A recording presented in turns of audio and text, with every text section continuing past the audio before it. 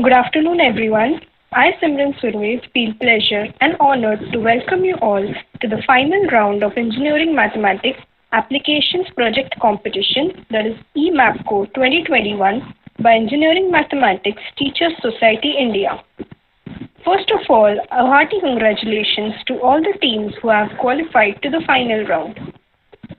On this day, I wholeheartedly welcome the chief guest for the day, Professor K.P. Patil, sir. Sir is a retired professor from VJTI, Mumbai, having 35 years of experience in VJTI. Sir has acquired a BSc in 1971 from the Royal Institute of Science and MSc in 1973 from Mumbai University. Sir has worked as HOD in Mathematics Department for about 10 years, and he is also the co-author of books for SEM 1, SEM 2 and SEM 3 Applied Mathematics. Patil sir was appointed by University of Mumbai as subject expert for conducting interviews and was also the chief moderator for some years of engineering mathematics exam. At present, sir is giving guidance to students from different sectors and is chairman of a school at Andheri. We are extremely honored to have you with us, sir. Thank you for rendering your precious time. Welcome, sir. I would like to invite you to speak a few words. Thank you, Simran madam. First of all, I just want to thank entire team for calling me as today's chief guest. In fact, the guest or chief, whatever you may call, are our students who are going to represent or giving the presentation for their project, and I'm really eager to have a look at that. But I think for all the students, just to make the point clear, that the teacher associations of mathematics teacher was actually founded in 1996 under the leadership of then very eminent professors. I don't want to take out the name of one particular, but many professors started. And the aim was that all teachers should try to come together and see that how the mathematics knowledge and the experience can be shared with each other. To this, after some time, we have changed the name of this particular association, and it has come to as EMTSI, that is Engineering Mathematics Teacher Society India. And you will find it out that the logo of our this particular association is Tamaso Ma Jyotirgamaya. Actually, you mean that from darkness we lead me to light. Now, when we say the darkness, it is a concept of not clearing the doubts, not clearing whatever the things basic in maths I will come, and leading to the light means exact meaning and solution and getting the confidence thereby. And how it is achieved? It is achieved with the professor's teaching and at the same time giving every importance to my all students who are taking keen interest in showing their efforts and the interest in mathematics. I'm really thankful to all the teachers who have made it a success to have such type of the competition. Last year also we had taken, this year also we are taking, and really it's good to get the knowledge from the students who are working along with their guide. I'm sure that this will lead to a new stream of understanding the subject, and not only the theoretical part, but the application part. And this online session really gives a good platform to all the students all over India to find it out what are the present things are going on and how the things are developing in particular mathematics. I wish all the best to all the students and really happy to welcome all the teachers and all the students who are going to present their performance or whatever they have worked out on the project, and think that And I think the question is not only the listening, but also to understanding. And these things will definitely take place in the due course. So again, thanks to all the things which are going to take place, and really happy to see that what is going to happen in the next hour. Thanks a lot. Thank you. Thank you so much, sir. Ahead, I welcome all the committee members of EMTSI. I welcome Dr. Narendra Kumar Dasre, sir, President of EMTSI. Sir is an associate professor in applied mathematics in Rao Rao Adik Institute of Technology, Navi Mumbai. Welcome, sir. Now I welcome Professor Algonda Desai, sir. Sir is an associate professor in KJ Somaiya College of Engineering. Welcome, sir. Ahead, I welcome Dr. Rachna Desai, ma'am. Ma'am is an assistant professor in KJ Somaiya College of Engineering. Welcome, ma'am. Now I welcome Dr. Vivek Mishra, sir. Sir is an associate professor in Thakur College of Engineering and Technology. Very hearty welcome, sir. Next, I welcome Dr. Avinash Kamble, sir. Sir is an assistant professor in applied mathematics at Pillai HOC College of Engineering and Technology, Rasaini. Welcome, sir. I welcome Dr. Preetam Wani, ma'am. Ma'am is an assistant professor in applied mathematics in Ramrao Adik Institute of Technology, Navi Mumbai. Welcome, ma'am. Thank you, Simran. Thank you, ma'am. Ahead, I welcome Dr. Tina Trivedi, ma'am. Ma'am is an assistant professor in Universal College of Engineering, Virar. Welcome, ma'am. Ahead, I welcome Professor Satish Kumar Barot, sir. Sir is an assistant professor at Sardar Patel College of Engineering. Welcome, sir. We are very happy to have with us you all. Thank you for rendering a precious time. Ahead, I welcome all the team members and everyone present over here. Now, it's time to begin with the presentations. Before beginning, I'll review the rules in short. All the team members should have joined with the project ID. Sequence will be strictly followed. All team members should be present for the presentation, and each team will get 10 minutes. First warning bell will be given after 5 minutes, and second after 1.5 minutes, and then you have to conclude within 15 seconds. Please note that kindly do not reveal your names, college name, or your mentor name whatsoever. Violation of any rules may lead to rejection of project. So all the very best, teams. So moving ahead for the first team, I welcome project ID EPN001. Good afternoon, everyone.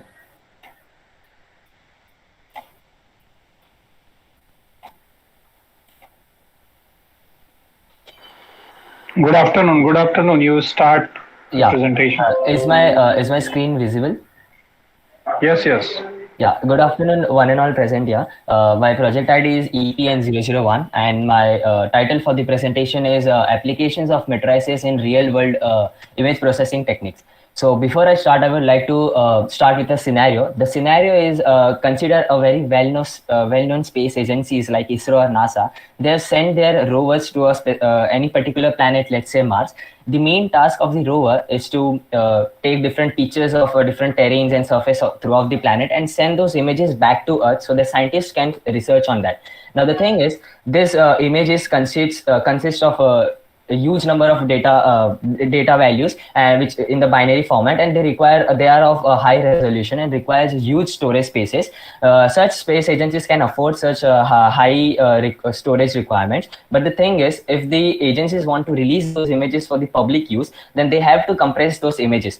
Now the question is, how do they do that so that each and every person on Earth can view those images? The answer behind this is matrices. So matrices is a very famous topic in modern mathematics and can be applied in almost everything. The history of before I start, I would like to talk a few things about the history of matrices. The first use of matrix was found around 200 BC in the mathematics book written by a famous Chinese mathematician. He used matrices to solve a cornfield problem. So from that, different scientists, mathematicians from world started to using matrices. So what is a matrix? A matrix is just a arrangement of numbers or values in specific rows and columns. Matrix possess a very unique capabilities of manipulating vectors. This what makes the matrix a very unique tool in mathematics. As you can see here, when a vector 1 1 is multiplied with a specific matrix, it can be scaled or rotated with certain amount. Now each and every matrix can have their own and unique effect on specific vectors. Now, as you can see, for rotating the vector 90 degree, we can have a rotate matrix, or else to scale the vector, we can have a scale matrix.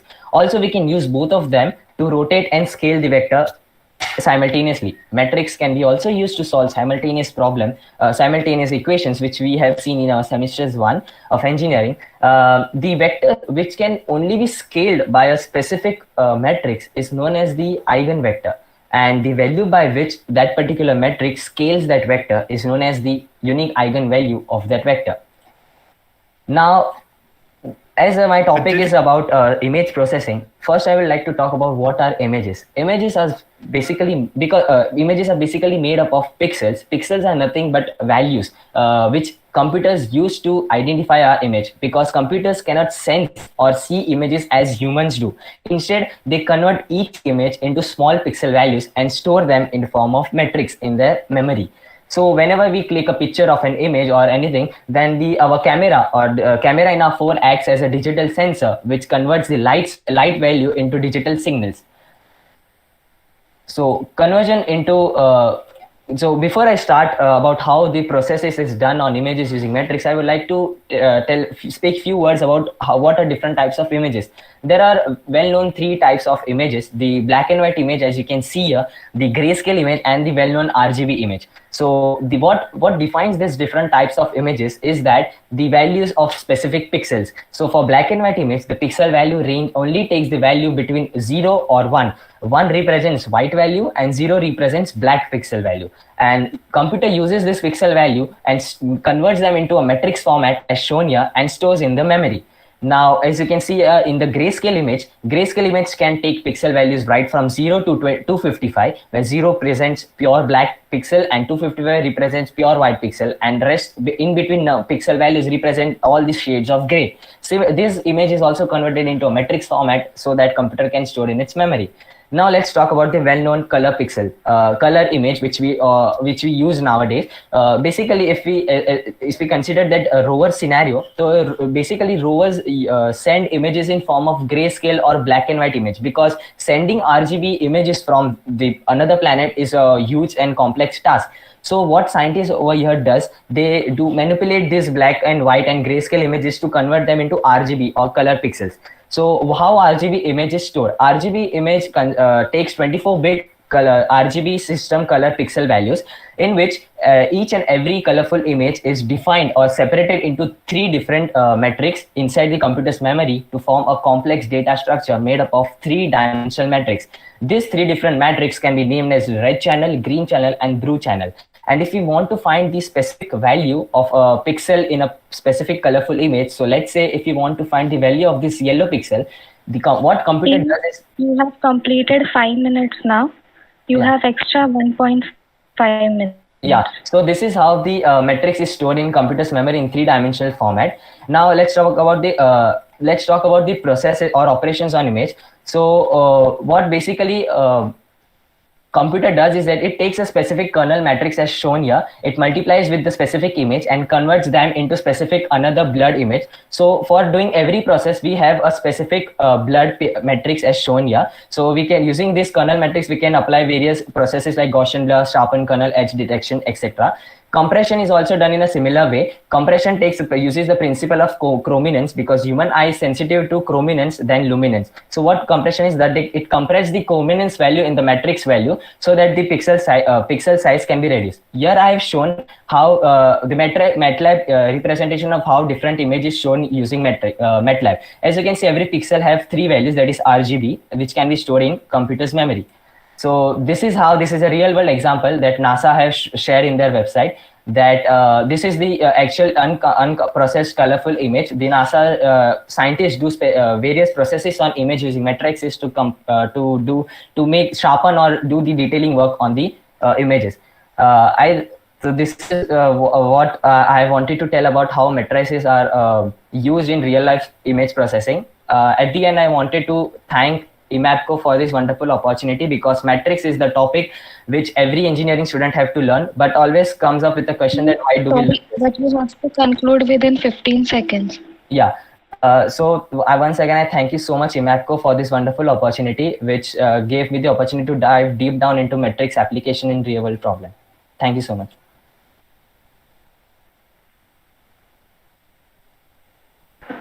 Hello. Yes, sir. Good afternoon. Good afternoon. Now, what's your good name, dear? So my name is Viraj Sheth. Viraj, the topic which was given. Okay. The topic of your project is application of matrix in the real world image processing technique. Yes, sir. So this absolutely fine with your presentation. Everything you have talked related with the image processing. That's very good. Can you tell me any simple application of matrix which we are doing it every day? Don't go in the technical thing like image processing, which is actually the domain of engineers. Okay, let's put it in the common man's life. Any common man, any layman. Can you think of? Yeah, so we all have been worked with different images, and sometime or the other in our day to day. No. Viraj, you are not getting my point. I'm asking, can you give me any simple example of application of matrix which everybody does? Everybody, even a kid does. Any human.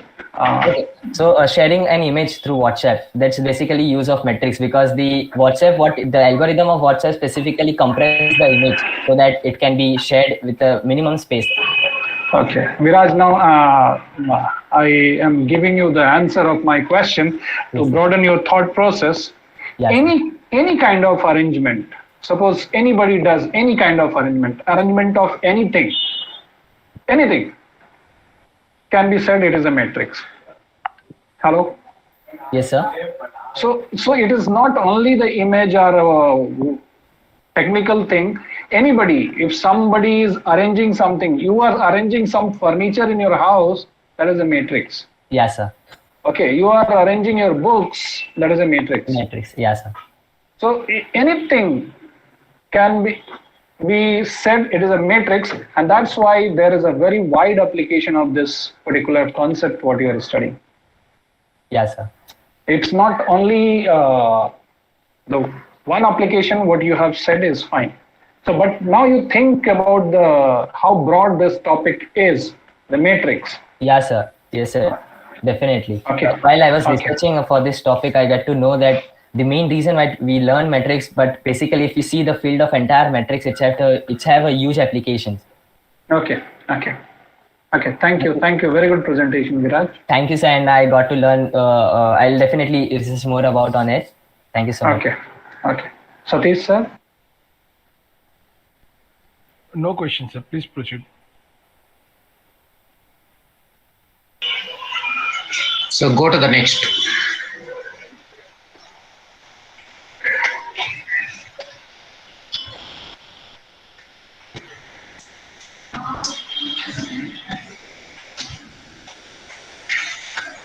And no question from my side. Next group. Yes, the next group is EPN005 and the project name is Hyperbolic and Logarithmic Functions. Thank you, sir. Thank you, ma'am. Is my screen visible? Yes.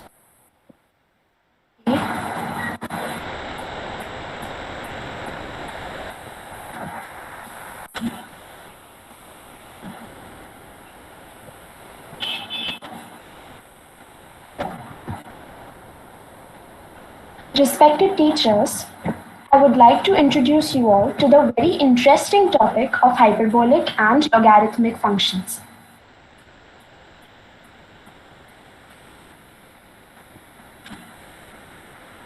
Let us peep into the abstract of this topic. Hyperbolic functions was introduced by Vincenzo Riccati and Johann Heinrich Lambert in 1760s.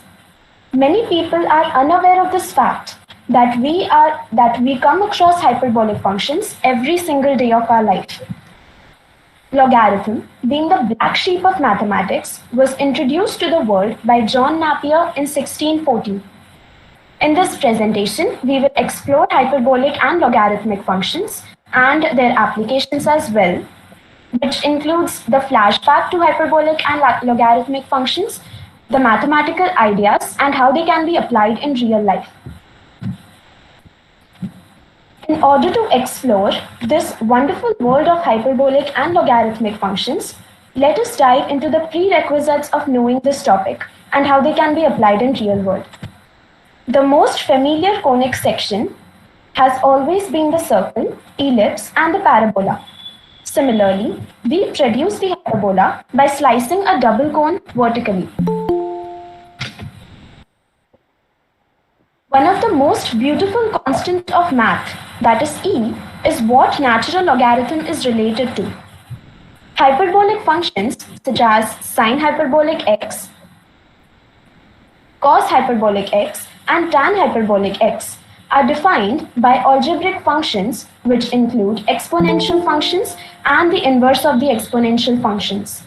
For example, sine hyperbolic x is defined when we subtract the inverse of the exponential function from the exponential function itself and then divide it by 2. Similarly, cos hyperbolic function is defined when we add both the inverse of the exponential function and the exponential function and then divide it by 2. Tan hyperbolic function is defined when we divide sine hyperbolic function by cos hyperbolic function. We get e raised to x minus e raised to minus x, the whole upon e raised to x plus e raised to minus x. By substituting these values in the equation of a rectangular hyperbola, we get a very interesting identity as cos hyperbolic x minus sine hyperbolic x equals 1. 1 minus tan hyperbolic square x equals sec hyperbolic square x, so on and so forth. Coming to logarithms, e raised to natural log of x equals x. It is important to note that we aren't restricted with the base e. We can have any number as the base, provided that the base is greater than 1. The use of exponential functions in the definition of hyperbolic functions is basically the relation between hyperbolic functions and logarithmic functions.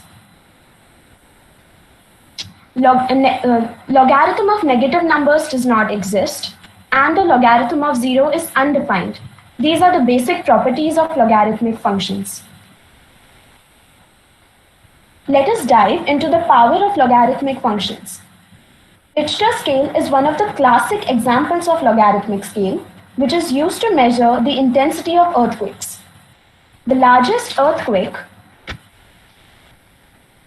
was a magnitude 9.5 on May 22, 1960 in Chile. Isn't that interesting? Differentiation of certain complicated functions become a lot simpler for data scientists when logarithms come into picture. Previously, I said that we see hyperbolas every day in our life. Catenary is one of the very interesting examples, which is nothing but a cable hanging under the force of gravity, giving us a hyperbolic curve. Another example or another situation where we see hyperbolas in our daily life is when we jump out of an airplane, experiencing free fall. That is where we see the hyperbolic geometry. Its equation is y equals a log of cos hyperbolic bt, where a and b both are constants. I'd like to conclude by stating a quote by William Paul Thurston.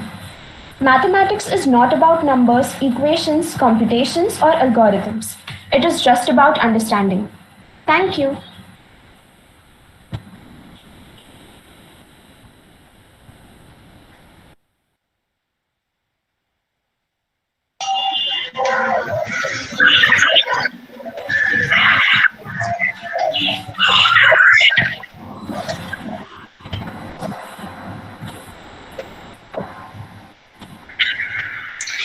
Yeah.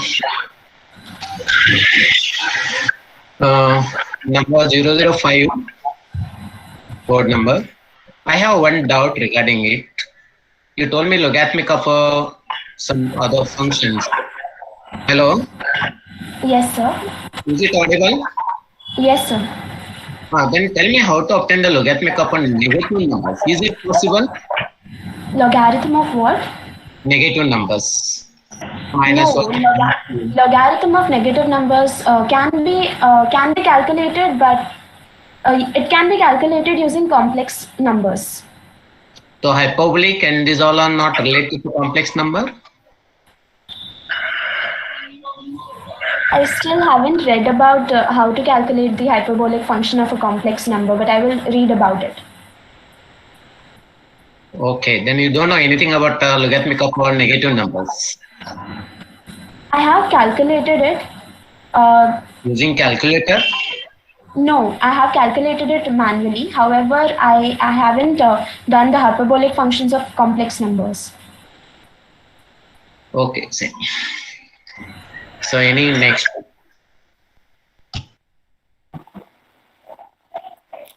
Why these functions are called hyperbolic function? Why the name is hyperbolic functions?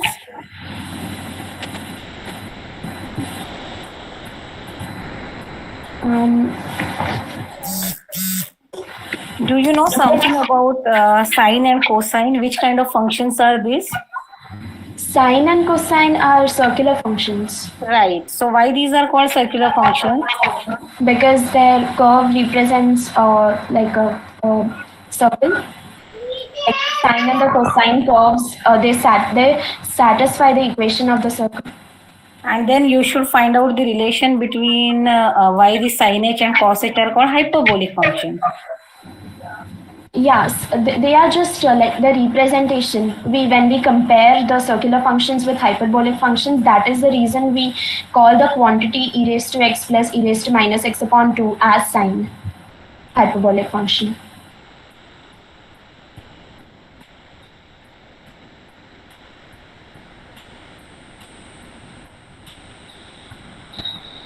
Hello? Yes, fine.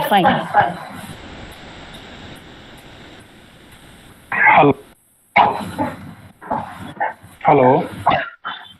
Yes, sir. Okay. What's your good name, dear? My name is Bhavna Mulchandani. I am from Dwarkadas Sanghi College of Engineering. And what is your domain of engineering? Information technology. Okay. Can you tell me the value of log 0? It is undefined, as much as I've read. Undefined. Yeah. Okay. Fine.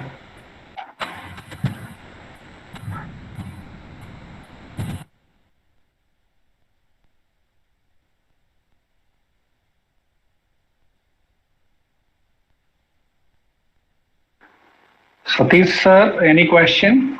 Oh, so it's already too late. Already you have asked questions. So please go ahead. Just go ahead. Thank you, Okay. sir. Okay. Dasre sir, go to the next.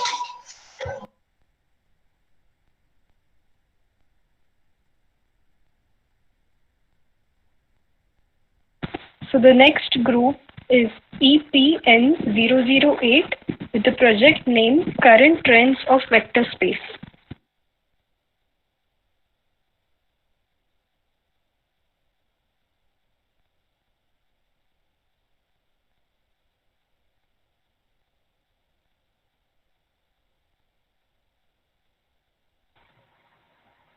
Is my screen visible? Yes, your screen is visible. Okay, thank you. Good afternoon to one and all. Our project ID is EPN008 and I am going to talk about my project entitled as Current Trends of Vector Space. Before I am going ahead, I want to thank our organizer to giving us this opportunity and our guide to helping us throughout. As we have prepared an index about what we are discussed, There is an first introduction part, after that wide range of application, then conclusion and reference. Let's start with introduction part. If we talk about history of vector space, the first idea leading to vector space can be tracked back as far the 17th century's analytic geometry, matrices, and system of linear equations and Euclidean vectors. The modern, more abstract treatment, the first formulated in 1888. Today, vector space are applied throughout mathematics, science, and engineering. Vector space are really neat tool for organizing data. The valuable thing for linear algebra is that the extension to n dimension is so straightforward. We can take linear combinations of vector space. A real vector space is a set of vectors together with the rule for vector addition and scalar multiplication. A vector space is a set V on which two operations called vector addition and scalar multiplication. Now, vector addition is must satisfy following condition. First is closure, then commutative law, associative law, additive identity, and additive inverse. Then scalar multiplication is defined between real numbers and vectors and must satisfy the following condition. First is closure, distributive, associative law, and unitary law. These all terminologies and fundamentals for vector space are very useful in some real-life application. Now let us go ahead with wide range of application. First application is word embedding. Computer can't understand text data. That's why to perform any NLP techniques on text, we need to represent the text data numerically. Here's where algebra comes in. Word embedding is a type of word representation that allows words with similar meaning to be understood by machine learning algorithm. Word embedding is a way of representing word as vector of number while preserving their context in the document. Simply, word embedding is the way to make machine understand our language. One of the most used word embedding technique is called word-to-vec. Is technique to produce word embedding for better word representation. It does that by computing a large number of precise synthetic and semantic word relationships.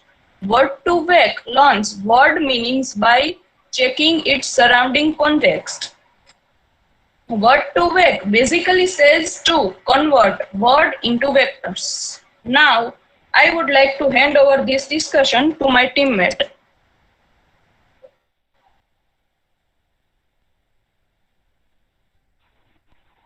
Yes, thank you, Nilakshi. Can you please go to next slide? Yeah, thank you. So now coming to the next application of vector space model in machine learning. So this is just a basic concept of collecting data, analyzing it, and plotting them geometrically. So what we do here is we have taken an example of car modeling. So we have taken 3 cars and collected the data according to our dimensions as maximum speed, acceleration time, and price. We have taken some data and factorized in vectors. We have defined a vector for each car and we have plotted them into the graph. This says nothing new, but this says that this is the basic concept of vector space as we use in our real life also, that of course, vector space helps us in collecting data, analyzing it, and also it gives us a different vision to see the data. Okay, next please. Hello. Nilakshi. Can you hear me? You may continue. Yes, sir. Sorry. Okay. Now another application of vector space in data science. Actually, we have taken here support vector machine class classification. It is supervised learning models which associated learning algorithms that analyze data for classification and regression analysis. Actually, SV machine is just a classifier. It gives us n-dimensional space as we have here two groups of data, or let us say points. So here we have taken hyperplane and maximum margin. What is hyperplane? Hyperplane is actually a subspace whose dimensions are one less than its corresponding vector space. Also, what is maximum margin? It is the margin which is at the most distance from both the classification. If we say we have different steps according to this given graph, that we can classify two groups, and then we can of course less its dimensions also. Next.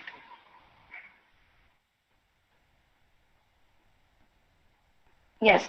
Here we have used the concept of kernel transformations, and now if we see the next graph, we have taken z equals to x square plus y square as we define an equation of circle, and after that we will separate it by the line z equals to a, of course.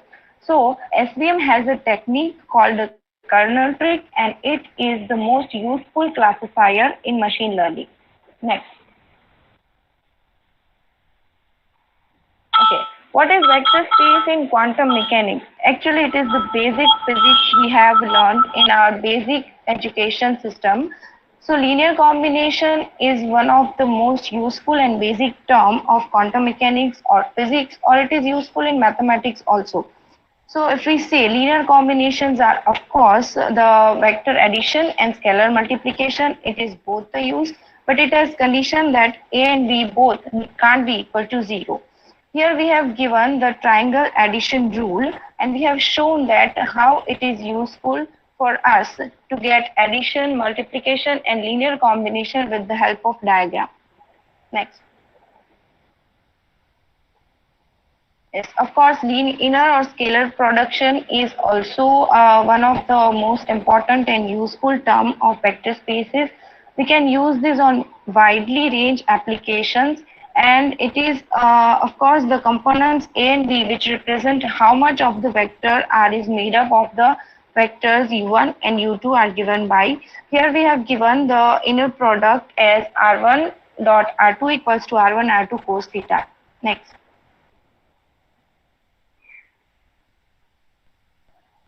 At last, we have the conclusion that we have focused on how vector space works in real life applications, such as far as word embedding, modeling, of course, machine learning, and in data science and quantum mechanics. These are our references.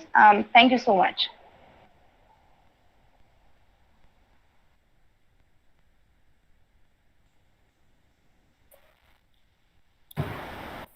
I have one question for you, dear. You talked about data analysis and machine learning. So yes. Is there any importance of eigenvalues and eigenvector over there in machine learning as well as in data analysis? Yes, ma'am. Actually, it has, but we haven't gone through that. So, have you studied eigenvalues? Yes, ma'am. Can you explain what it is? Yes, actually, if we define, of course, an equation with respect to any matrix A, and if we say we have unknowns as a column matrix, so we will gain as Ax equals to lambda x, and lambda is the eigenvalue, and we will get a corresponding vector, and that will be eigenvector. Okay.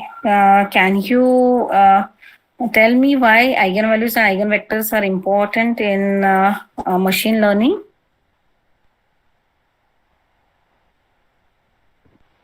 Sorry, ma'am. I haven't gone through that. Okay, fine. Hello. Hello. Am I audible to you? This is yes, 008, I think. Yeah. Why the word is space? With the vector, there is a word is space is used over here. Thought about it? So actually, we use vectors in many dimensions. As we say, we can use it in n dimension also, because there is nothing complex if we increase the dimensions. So it can say a vector space. Dimension. You have used the word dimension. How many dimensional space you are sitting at this moment? Hello? Hello? 008? Or, 3. 3? Yes, sir. How will you justify 3? How will you justify 3 Sir, I dimension? can't exactly. Okay, fine. Have you? My question was actually, have you read the definition of vector space? Yes, sir. Okay, what is that? Actually, a vector space is a system of vectors with some rules and laws according to, with respect to the operations, vector addition and scalar multiplication. Okay. Do you remember the rules? Yes, sir. Okay. What are the rules? So if we talk about the operation addition, then closure property, associative, commutative, and also we can get the special elements, identity and inverse element. And if Okay. we talk about multiplication,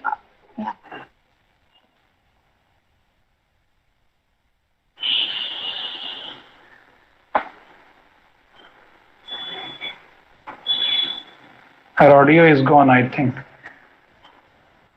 Hello? Yes, Yes, organizer student. Acha, with respect to multiplication, what it follows? yes, with respect to multiplication, distributive and associative law, also identity and inverse. Now with all this property on a set of vectors, okay, you try to visualize, okay, you will get some space and see that what kind of a space you are able to visualize. It's possible to think. Okay, sir. Definitely. Okay. Okay. Thank you, sir.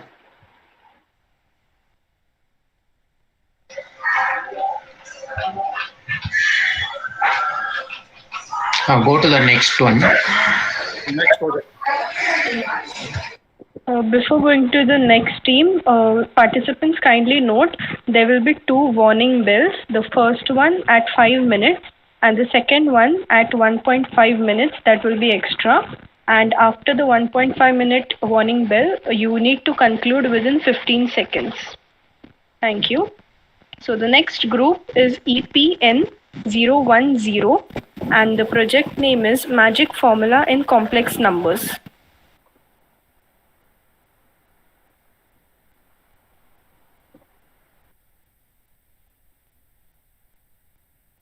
Good afternoon, one and all present here. Our topic today is magic formula in the complex number, that is the Euler's formula. So here we begin our presentation. Our presentation will contain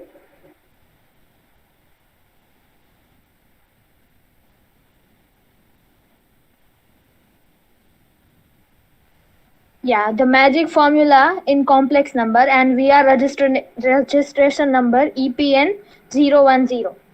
So the whole idea of our whole presentation is how it appeared among the scientists, that is how complex number came into existence, what its significance in our real day-to-day life, and it is also the most beautiful equation in all of the mathematics, and we'll see how it acts as a bridge between the real numbers and imaginary numbers.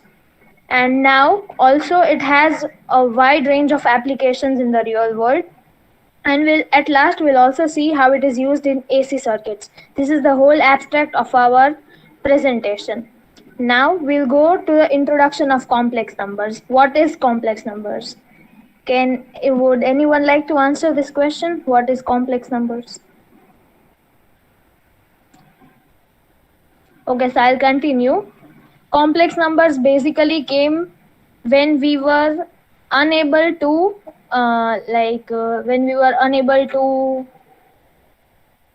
define some numbers like root of -1. We do not have the value of root of -1, and that is where I came into existence. I is a very good and a beautiful imaginary number. When you square it, it becomes real. All the reals, when you square it, it is real, but this is the only imaginary number. When you square it, it becomes real. So it took several centuries to convince the mathematicians to the existence of imaginary numbers and its importance, because some mathematicians were not ready to accept the concept of I. So there were many difficulties in convincing them the importance of I. So now we use it in our day-to-day life, and you get the value I when equation x square plus 1 is equals to 0 is solved, which is equal to I is equal to under root of -1. So yeah, now I'll request my team members to continue from here. Good afternoon, the chief guest and other organizers and their participants. Now let's take a little peek into the history of complex numbers, right? So it was Gerolamo Cardano, who was a mathematician back then in the 16th century, who wrote a book titled Ars Magna, which is in Latin Artis Magna. This book discusses an instance where Cardano comes across an equation whose roots were to be taken of a negative number, and that equation was x into 10 minus x equal to 40. When you take the roots of this equation, it has two roots, which are 5 plus minus root minus 15, where Cardano had the problem of encountering the imaginary numbers. So it's an irony, not that, it's an irony that he disliked, a mathematician disliking the imaginary numbers, and declared that working with them is as subtle as it was useless. In brief, he proclaimed that it was mental torture for using them at that time, because it was a religious taboo to think of singularity or infinite, and it would be a work of a madman to think of imaginary numbers. But real breakthrough for imaginary numbers came in the year 1637, when the famous mathematician René Descartes took the privilege and came up with the standard form of complex numbers, which we are very familiar with. Even the undergrad students are very familiar with, which is Z equals to A plus IB when we add both the real numbers and the imaginary numbers, where I equals to root minus 1. Next slide. Now, many mathematicians, including Newton at that time and Albert Girard, agreed with Descartes, but they weren't able to achieve something groundbreaking in the case of complex numbers. So they would merge the complex number field into the main field of mathematics, but there weren't any groundbreaking discoveries at that time. So the only mathematician who at that time formulated laws of multiplication for complex numbers was Raphael Bombelli of Italy. But again, he wasn't also able to figure out much of that. The real breakthrough came with the groundbreaking work of Euler and Gauss, the German mathematician, which we are very familiar with, which in turn allowed complex number entered into the mainstream of mathematics. And it was Gaspar Wessel who put down the geometrical significance of complex numbers in plane, which we know as we are very familiar with the Argand diagram and all.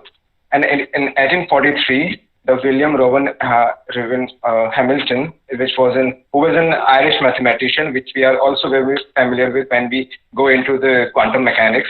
So he put the idea of quaternion imaginaries, in which there are 4 quantities plotted on a graph, and its general formula is A plus IB plus CJ plus DK, where IJK are the 3 component of vectors, which we are very accustomed to it.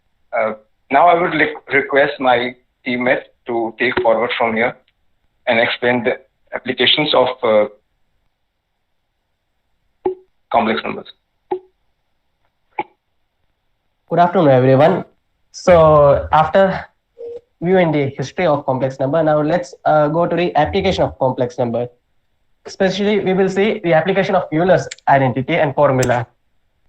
So it is mainly used in electronics and engineering field. You can say it is used in LTI boxes, that is linear time invariant function, input and output machines and all. So what this LTI boxes use is that it takes values of xn of t with respect to y, which is multiplied by constancy and which gives us a complex number. And this use of LTI boxes is seen in many fields, like in radio station, the engineer places a radio signal through LTI box and gets a zero phase distortion. It is important for us to get a zero phase distortion because it gives a signal perfectly unchanged even though after it goes through a filter. That is, when it is broadcasted, we get a better quality of sound. So Euler's formula is used in this way. And another use of Euler's formula is in AC circuits. It is mainly used to find out the potential difference between two AC power sources. It is not so easy to calculate potential difference by just summing up them. So they needed a method, a method to solve this problem. So there came the Euler's formula as a blessing, in which the potential form, the voltage was represented in form of complex number by taking the real number as the original potential between two AC sources, and then giving them a phase in the imaginary part. So it became easy for them to find out the net potential between them by just adding the two potentials, and the result of the final value, the real part of the final value is the result of the two potential difference between two AC sources. So this is how complex number works in AC sources. These are our references which we use to find out our information. And at last, I would like to thank you everyone for listening to us patiently. And I would like to take this opportunity especially to thank EMTS organizing member for giving us this platform. And at the end, I would like to conclude this session by a quote from Sir Srinivasa Ramanujan, that is, an equation means nothing to me unless it expresses a thought of God. Thank you, everyone, and have a wonderful day ahead. Code number 10. Hello. Is it audible for you? Yes, sir. Regarding this, where is your magic comes here? As your title is very good. Magic form in the complex. So, and also there is no any, also not mentioned anywhere in the presentation. So the magic formula is the Euler's formula, that is e raised to I theta is equal to cos theta plus I sin theta, and which we discussed about. Seen in anywhere in our presentation. See, regarding the time period and all that, your presentation is okay. That no doubt about it. But regarding time period and all that, I think you not mentioned the in between 2 points wherever you are given that. I'm searching where is your magic form in the complex number, that is the Euler's formula. Okay. Do you tell me the Euler's formula? Equation. Yes, sir. The equation states as e raised to I x is equal to r into bracket cos x plus I sin x, where r is the distance of the complex number from the origin and x is the angle subtended by the complex number with the real axis. So what you told, I'll repeat again. It's e raised to I x, correct? Yes, sir. Or I theta generally we take. What is r here? Sir, r is the distance which we take from the origin to the point of the complex number which is mapped in the graph. Please check it again. That is original magnitude is correct. But in this case, e raised to ix was you told is e raised to ix equal r time cos theta plus I sin theta. And this, what is the r is? What is the value of r in this case? In this formula, what is the value of r? Is it clear? Sorry, sir, I didn't get the question. You told me e raised to I theta, e raised to ix equal to r times, correct? Bracket cos Yes, theta sir. plus I sin theta. Theta I Yes, understood. But what about the r in this case? For this particular formula, e raised to ix equal to. Check the formula. R is a magnitude. Magnitude is unit in this case. So direct Yes, sir. formula is e raised to ix equal to cos x plus I sin x. Yes, sir. And that's the Euler's formula. So from that we can obtain the values of cos theta and sin theta in terms of exponential. Exponent. What about then e raised to minus ix? Do you know the answer of this? E raised to minus ix, negative ix. Power is negative ix.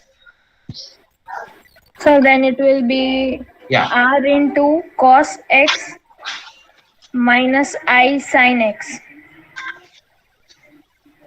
Okay, refer again the properly the definitions. Okay, fine. Anyone want to ask any questions? Vivek sir? No, sir, nothing. Thank you. The next group is EPN011 and the topic is motion of statistics from theory to real life approach.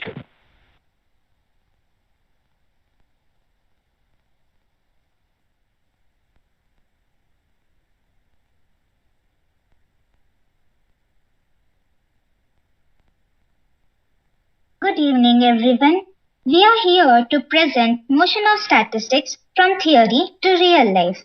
We all know that in the age of big data, there never seems to be shortage of statistics and figures. So let's have statistics and their applications in our day-to-day lives. The subtopics of presentations include abstract, followed by a basic introduction, then its application, and then conclusion. Our team registration ID is EPN011. Now coming to the abstract, it is to access the trend of use of statistical methods in various fields and to evaluate those complex statistical methodologies in our recent studies. Now let's have a basic introduction on statistics. Initially, we have a very good quote by a well-known statistician, Stephen Sen. So further getting into statistics, it is nothing but a branch of science that deals with gathering of information, organization of data, analysis of knowledge, and drawing inferences from samples to the entire population.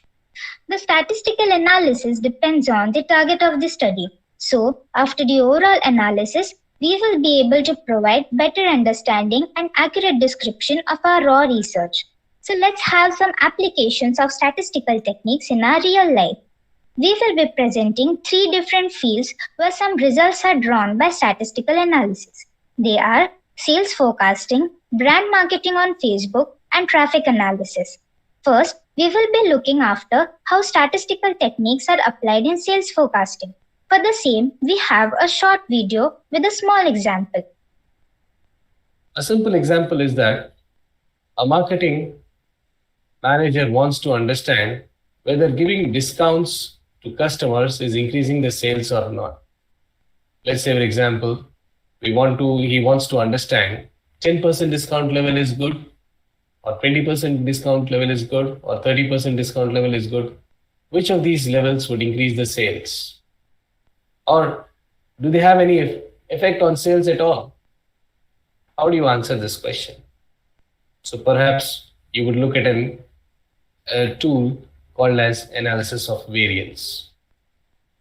Similarly, if you want to understand what channels are giving you the highest revenue in terms of increase in revenue, say you're advertising your product over TV, newspaper, digital channels, and you want to understand which channel is giving you more revenue, then perhaps you would look at a mix of tools like ANOVA as well as regression analysis. Yes. So from this small example, we have drawn two statistical techniques, that is ANOVA analysis and linear regression analysis. First, let's see what is ANOVA analysis. ANOVA is nothing but analysis of variance, which is a statistical tool commonly used to study the difference between two or more group means. It is a method that separates observed variance data into different components to use for additional tests. Now here the goal is to figure out the relationship that independent variables have on dependent variables and to determine the significance between them. Now we have a graphical representation here. With the ANOVA test, we determine the relationship between two groups at the same time. Now this was about ANOVA analysis with further applications listed here. Further, we will be seeing how linear regression analysis what defines us. So linear regression is a linear approach towards supervised learning. It is used to find a relationship between variables and scalar responses like forecasting. So it has two types. Like when we are considering only one variable, it is called a simple linear regression. And more than one variables are used, then it is called as multiple linear regression. It performs tasks to predict a dependent variable based on an independent variable. For the same, we have an example, a graphical representation, which represents simple linear regression graph. Here we have this graph is based on our previous example. So like in this, the independent variable is TV advertising and the sales is the only dependent variable. So we have to find out the sales. So ANOVA analysis and regression analysis has the main intuition of finding the dependent and independent variables.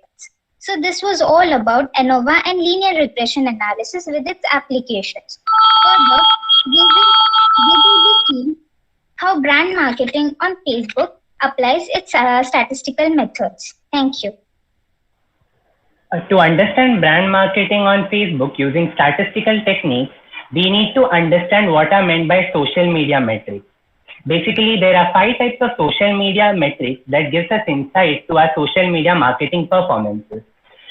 Some of the following metrics are: first one is reach, second one is impression, third is total number of page likes, then we have the consumption, which is finally followed by the total interaction. Now, when we speak about brand marketing on Facebook, Facebook uses a language known as R language, or which is also known as regression language. R language is a statistical programming language which possesses an extensive catalog of statistical as well as graphical methods. Basically, this includes machine learning algorithms, linear regression, time series, and statistical inferences. Based on the packages we have, it makes our work easy in the data science domain. Then, when we speak about the Facebook post metrics or the 5 social media metrics, it includes total reach, total impression, type of post, which could be either photo, status, video, link, and even the weekday or the hour of day we are posting a particular post. So, with the help of multiple regression analysis, we get all the coefficients of above metrics, which helps us determine the importance of each metric. Following is the code which is used in Facebook. Basically, here it starts with an IM, which is followed by passing on the parameters, which include all the reach, impressions, etc. This IM implication is nothing but calling of regression analysis. And this is carried out by using multiple regression. Similarly, such types of graphs are also present in the social media that we go through every day. For the further presentation journey, I'd hand it over to my fellow teammates. Thank you. Now here we're going to see how statistical analysis can be used in analysis of road accidents. Road accident is the most unwanted thing to happen to a road user, but though they happen quite often. And road accidents are negatively related to urbanization, motorization, and expansion with road length. Now, here we are going to explain how road accidents can be prevented using statistical analysis. The mathematical concept used here is the linear trend estimation. It is a statistical technique to aid interpretation of data.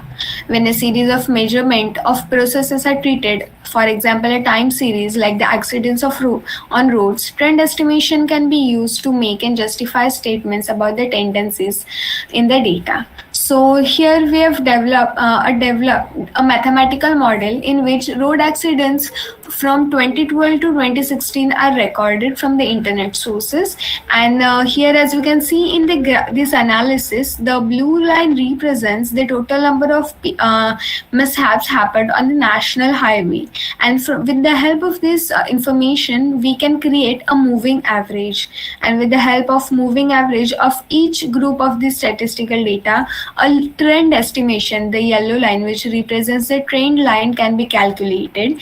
And so with the help of this trend line, we can forecast the further from 2018 up to upcoming years the accidents which could take place. So from this analysis, we can conclude various conclusions like Rajasthan state has the lowest number of accidents, whereas Karnataka and Uttar Pradesh and Tamil Nadu have higher number of accidents.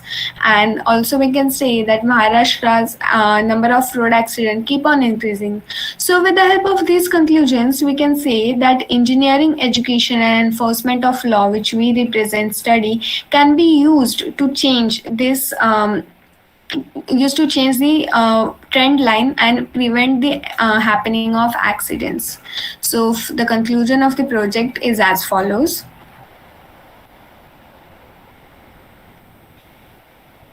Furthermore, statistical techniques is also used in various sectors such as actuarial science, which uses statistical techniques and mathematical concepts in risk analysis of insurance and finance.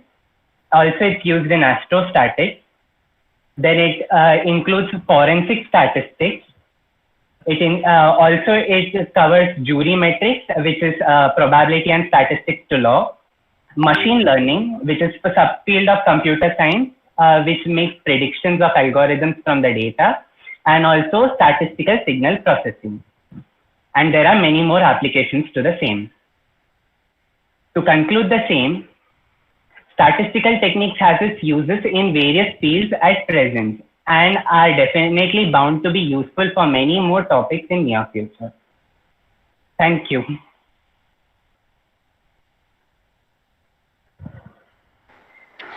Hello. Yes, sir. Now, in your presentation, you have added the one video of great learning. Yes, sir. Have you people taken the permission from them to use it? Sir, it was a YouTube video.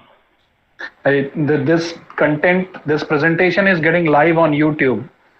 In the evening, when this presentation will be over, there will be copyright case.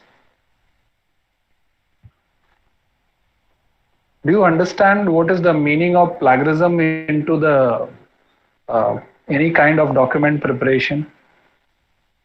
Yes, sir.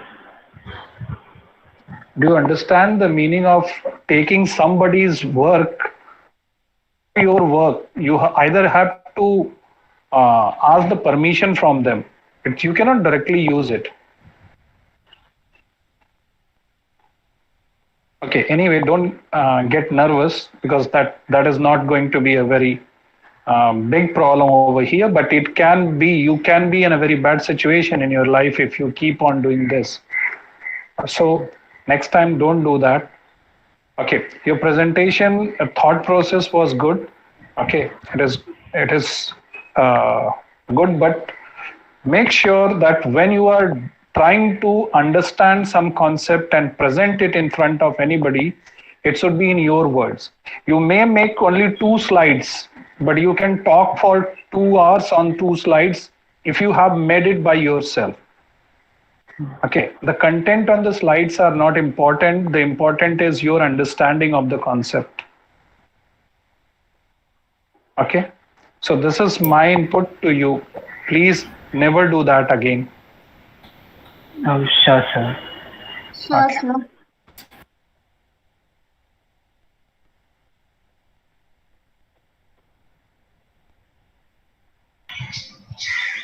So in hello, is it combination of both the groups 11 and 12? Yes, sir. Okay, do you taken the permission of our EMTS members that we are both of us presenting this? It is not a combination. We are presenting two different topics. So we have our two separate projects have been selected. Yeah, two separate projects, but now you are showing it both 11 and 12. No, sir. This is 11th. But in presentation, it is mentioned that EPN 011, EPN 012 is presenting. So that is our username, so that confusion might not occur. So how we can say that is 11 or 12? So the presentation is number 11. It's just our username where we have added both the user IDs. Committee, Tina madam, do you tell something about it? Dasre sir. Yes, sir. So actually, both the projects are selected. Okay, so they have two separate entries. One for the team leader for both the projects are different, but the team is same.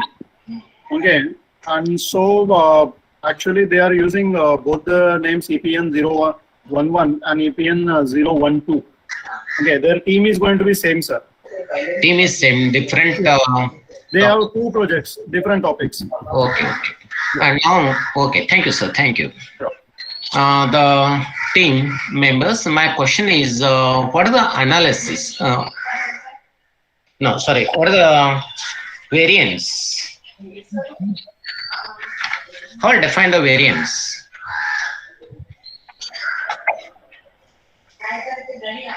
Hello?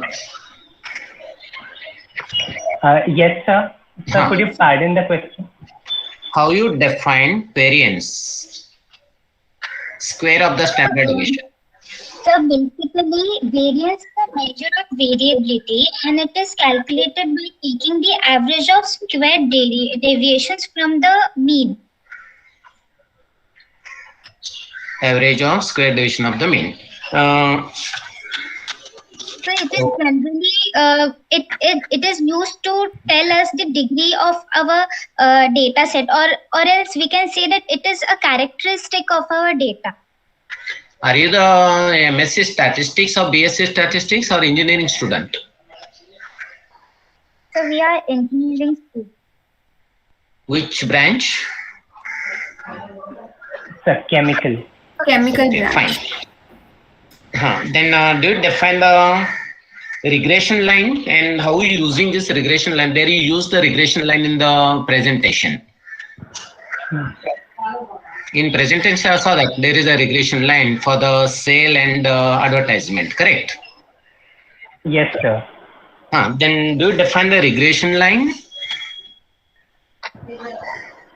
So regression line has a equation like y is equals to mx plus c, and it is used to find out the independent and dependent variables. So as we have taken the examples of sales, so sale was the dependent variable which we have to find out, an independent variable like TV advertisement were, or else the other channels were also given, or the newspaper advertisement. So they are a form of linear regression analysis. So we draw results from linear regression analysis. Now I want the definition of regression line. Yeah, you told me the regression line y equal to mx plus c. Okay, fine. What is the definition of regression line? Statistical definition. Sir, Because it is simply a line that fits the data. Then it may It be the, describes how changes in variables are related. but in your data it is given straight in line. Correct. Then why not below that line or why not above that line? What is the reason behind it? That gives the exactly definition of the regression line. Why you plotted in between the line? Actually, line means should be included all the points, but here not all the points. You drawn the line in between, correct? Yes, sir. So, if I may answer. What are the reason behind it? Anybody answered? Yes, sir. A regression line is like simply a single line that best fits the data, like in terms of having the smallest overall distance from all the points. Yes, correct. Okay. Mind questions over. Anybody, if interested, you can continue.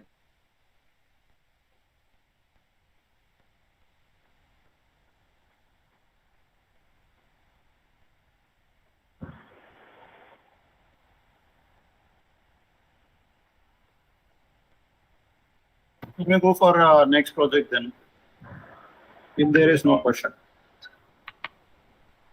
Okay, sir.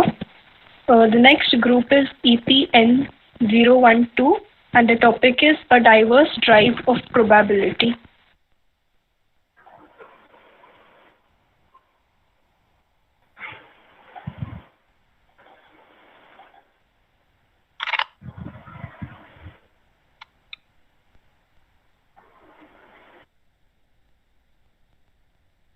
So, good evening, everyone, once again. We are here to present a diverse drive of probability. Probability is an important domain in the scientific world, having many applications in our day-to-day life. So, let's take a diverse drive in this field. The agenda of our presentation starts with abstract, followed by a small introduction, application, and then conclusion. Our registration ID is EPN012. Now, coming to the abstract, it mainly focuses around the relevant knowledge on the core of probability, its application in day-to-day life, and how one could implement the same in real life. So let's have some basic introduction about probability. We all know that there's always a reason behind the evaluation of a new theory or idea. Thus, necessity is the mother of all inventions. So the idea, or rather I would say the necessity of probability, emerged from the dice tables of France in 1654. A French nobleman named Chevalier de Méry was always interested in gaming and gambling questions. So once his major dilemma was responsible to give us the first theory of probability. He sorted out the decision with two famous French mathematicians, Pierre de Fermat and Blaise Pascal. Together, these men worked out on these theories. So probability is simply a possibility. It is a branch of mathematics that deals with the occurrence of a random event. To further understand it, let's have some of its applications in our day-to-day lives. One of the theorems of probability we have taken is Bayes' theorem. So let's see what exactly it is. This theorem was devised by an English mathematician and theologian, Thomas Bayes. So this theorem was famously used to crack the Nazi Enigma code during World War II, and now it manages uncertainty across science, tech platforms, and many more such fields. So let's see what exactly Bayes' theorem is. It depends on its two criteria, that is, how sensible it is and how well it fits the new evidence. To better understand it, we have an example taken from a list of misconceptions we had about our satellite moon. So the misconception was the moon is made up of cheese. Now we all know that this is a very silly statement which is not true.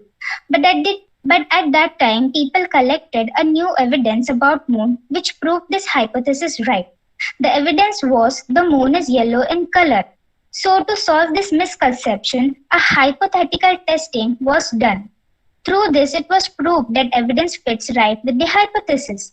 But further, with the help of Bayesian inference, it was sorted out where the Bayesian inference, with the help of Bayes' theorem, updated the probability for a hypothesis as more evidence became available. Now the update was brought from the prior evidence about moon, which explained that the moon is rocky. But according to new evidence, moon was yellow in color. So with the help of prior evidence, it was clear that moon was made up of rocky substance in spite of having any form of color. Hence, Bayesian inference gave us the zero probability of moon being cheesy. That is, with the help of Bayes' theorem, a probability tool, the misconception was solved. Now further, we will see how probability is used in our medical field. Thank you. To understand the use of probability in medical, let us take the latest scenario, that is the novel coronavirus or the COVID-19 statistics. For the same, we use the Bayes theorem, whose formula is probability of A given B is equal to probability of B given A into probability of A divided by probability of B.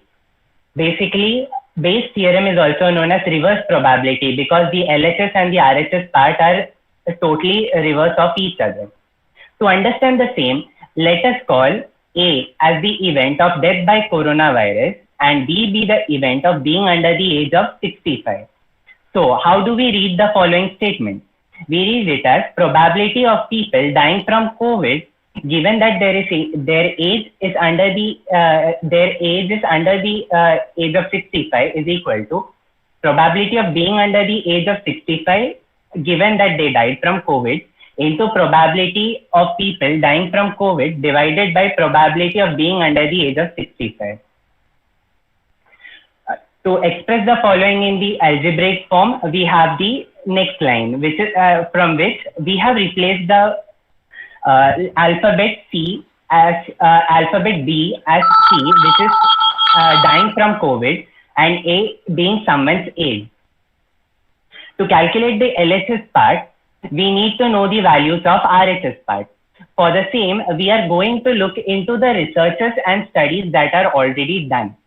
So, we know that from the studies and reports that the current estimated mortality rate is 3.4%. So, probability of C is 0.034. And according to one website, 8% of the population is over the age of 65, which means probability of A greater than 65 is 0.08 and under the age of 65 will be 1 minus 0.08, that is 0.92.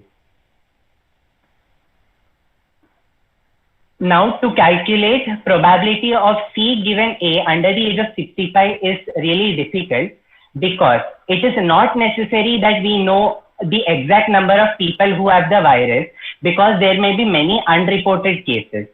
And even this is the same case for probability of C, wherein we ignore these values. However, we can calculate the reverse value, that is probability of A under the age of 65 given C from a recent study by the Chinese Center for Disease Control and Prevention, who gave this value as 0.19. By substituting all the values in the equation we had, we got the probability of C given A under the age of 65 as 0.7%. That means if you are under the age of 65, you dying from COVID-19 is actually 0.7%, which is near to the actual calculation, that is 0.77%. Similarly, it also has its use in environmental engineering, wherein it is weather forecasting. We all know that there is weather forecasting done in form of percentages, which is also an example of probability, which gives us the chances of rainfall. We calculate probability by dividing number of favorable outcomes by total number of the favorable outcomes. Supposingly, if we have 100 days, of which 60 days it rains, so next similar day it could rain will be 60 divided by 100 or 60%. Basically 60% rain, it means that there is higher chances of rain than it not raining. To calculate the percentage of not raining, we calculate it by total days present minus total number of days it rains. If there are 100 days in total or 100% and 60% days it rains, we calculate the number of days it won't rain as 100 minus 60%, which will be 40%. Similarly, it has many more applications, which my fellow teammates will explain. So probability theory is applied in everyday life in risk from weather prediction to stock market and machine learning. Different probability distributions are the building blocks of all these applications and many more. As explained earlier, were the two of the many fields where probability distribution can be applied. Others might include business decision making, data science, risk management, astronomy, sports, geology, gambling, construction, artificial intelligence and machine learning, hotel management, and many more. Here are a few of the cutouts which give the everyday example as to how probability distribution can be applied. Like, who is the probable best tennis player by today? So by crunching the data from the past performances, we can give a hint as to who is the current best male player. Then we have that a theory given by philosopher Niels Bostrom that one of the third possibility is that we are living in a simulation. Then we have how hard it is to scramble a Rubik's Cube. Rubik's Cube is all about probability distribution. Then we all like to watch matches. So how sports fans respond to their teams favoring the odds of winning. Now we all know about the drug trials. So the drug trials can also, probability distribution can also be applied in this area. Then we have the famous McDonald's Monopoly game. We all must have heard of McDonald's Monopoly, which was started in Canada basically. So with the help of probability distribution, it can be explained what the real odds of winning this game is. Similarly, we all must have played dice. So cheating at a dice is all a game of possibility. And also elections or the outcomes of elections can be stated with the help of probability. So from all this, we can conclude that probability holds its on-scale requirement in vivid fields, and proper technical and practical knowledge on this topic would lead in uncovering many more analytical methods in this field. Thank you very much.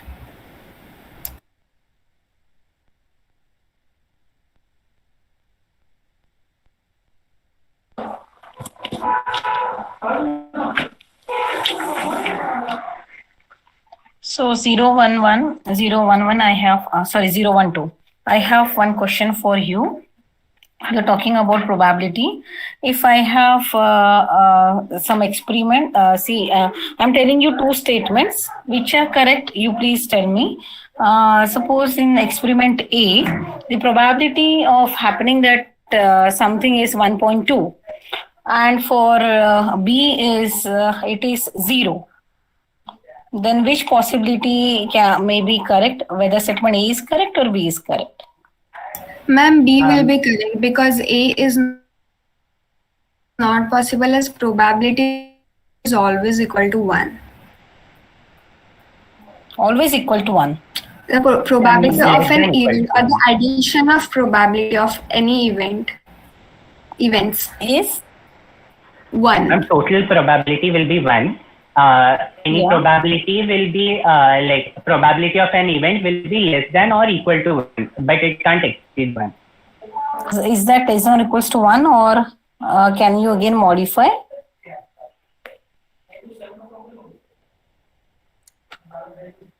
Ma'am, actually 0 indicates impossibility, and between 0 to 1 we depict certainty. So basically possibility of possibility means probability. So probability measures up till 1.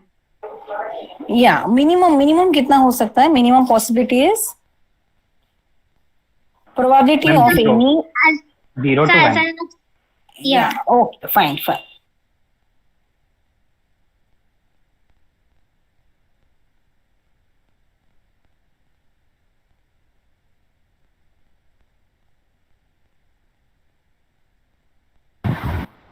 If there is no question, then we can go to next project.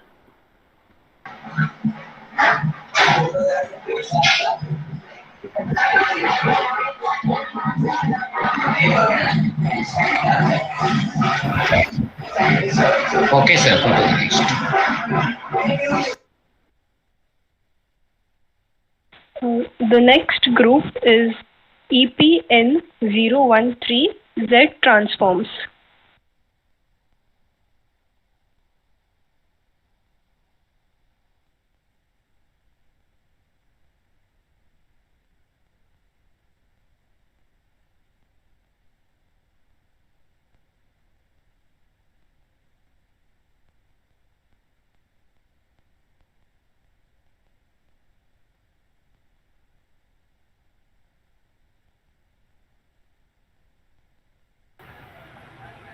Good evening, one and all present over here. Am I audible to you all? Yes, you're audible. So my project title is Z Transform, which is Z Transform, and my project ID is EPN013. First of all, I will start with the abstract of the project, which is the Z transform is a powerful method for solving difference equations and in general to represent discrete systems. Although applications in Z transforms are relatively new, the essential features of this mathematical technique date back to the early 1730s when De Moivre introduced the concept of a generating function that is identical with that for the Z transform. Recently, the development and extensive applications of the Z transform are much enhanced as a result of the use of digital computers. The introduction portion of this is like the development of communication branch is based on discrete analysis. Z transform plays in the same role in discrete analysis as Laplace transform in continuous systems. As such, Z transform has many properties similar to those of the Laplace transform. The main difference is that the Z transform not on the functions of continuous arguments, but the sequence of the discrete integer valued argument. That of n will equals to minus up to 3 to 1 0 and positive integers 1 2 3 up to n's. The analog of Laplace transform to Z transform can be carried further. For every operational rule of Z transform and for every appreciation of the Laplace transform, there is corresponding application of Z transform. A discrete system is expressible as a difference equation and its solution are found using Z transform. The Z transform is simply a power series with coefficients formed by a discrete sequence.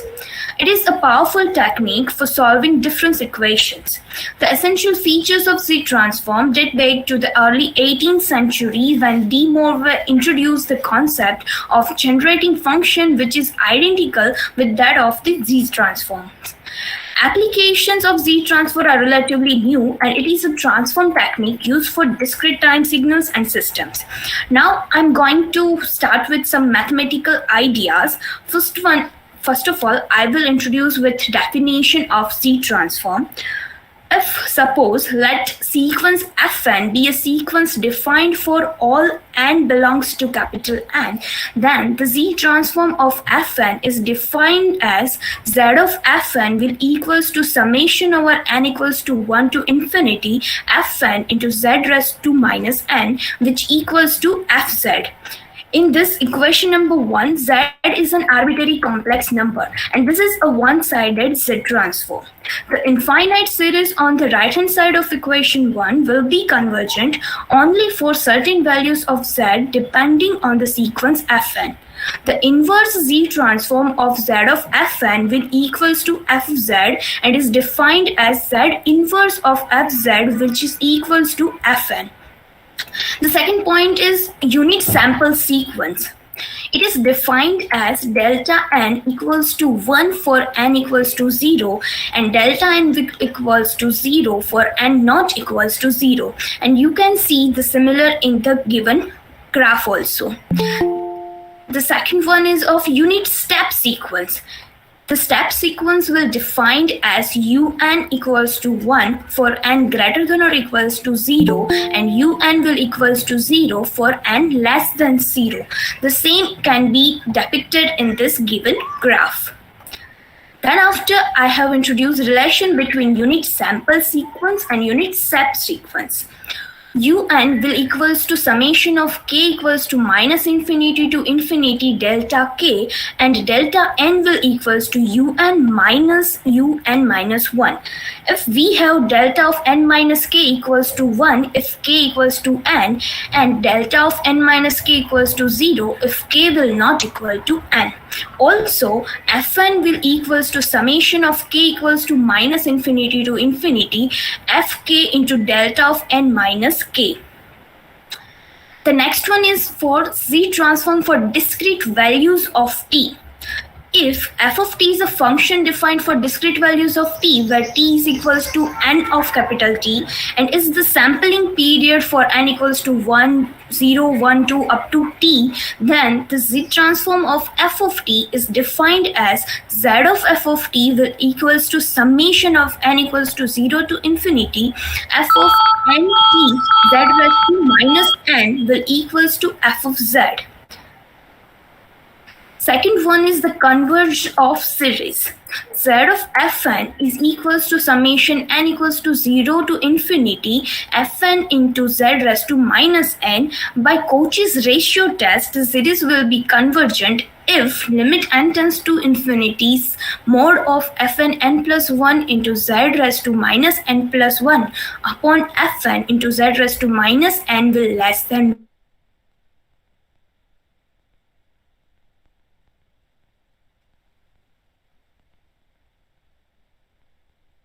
one. The mod fn will less than mod z.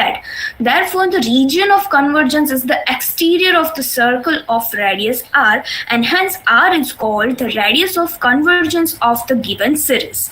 The first shifting theorem can be said like if f of z of f of t will equals to capital Fz, then z of e raised to minus at into f of t will equals to f of sequence z e raised to at. Second shifting theorem will be given like if z of f of t will equals to f of z, then z of f of t plus capital T will equals to z of fz minus f of 0. The initial value theorem can be given like if z of f of t will equals to f of z, then f of 0 will equals to limit of z tends to infinity f of z. The final value theorem can be given like this: if z of f of t will equals to f of z, then limit z tends to infinity of f of t will equals to limit z tends to 1 into z minus 1 into fz. We can give shift property like this as well, and the convolution of sequence can be depicted like this. Then after, we have another form of convolution theorem which can be given for 3 integers, and the inverse of Z transform is a process of determining the sequence which generates a given Z transform. We have the following methods to find inverse of Z transform. We have total 5 methods to find inverse of Z transform, which is listed as below. Then I have included some applications of transform to different equations. Then after, I have also added region of convergence, which is ROC, region of convergence of X of Z. Then after, I have added power series convergence and poles and zeros of the given tables. I may like to conclude like the Z transform plays an important role in the fields of communication engineering and control engineering at the stage of analysis and representation of discrete time linear shift invariant system. The application of Z transform in discrete time system is similar to that of the Laplace transform in continuous time system. I want to conclude my presentation over here. Thank you so much for listening me passionately.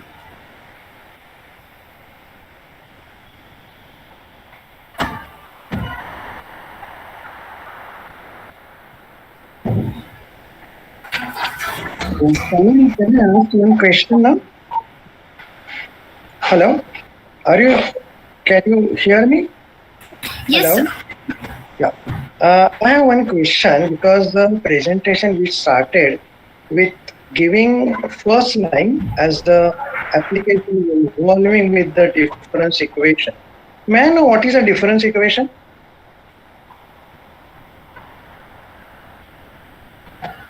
What do you mean by difference equation?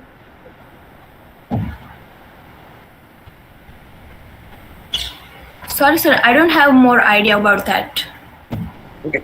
Now see, the presentation is good. Every student, because just now, not particular to you, every student, it is my advice, as even if I am not there with you, in the considering the entire situation, you all students must give the presentation with understanding each and every line which you present. Because it is not the question of what exactly the application you have put. You have mentioned there are so many mathematical terms, difference equation is there. There is a generating function. If you know these things, you will find it out your presentation is well presented and will be more powerful. Okay, that's all. Because there are many terms and technology involved. If you understand, I think that will be better one. Right? Okay. If anybody want to ask, they can ask.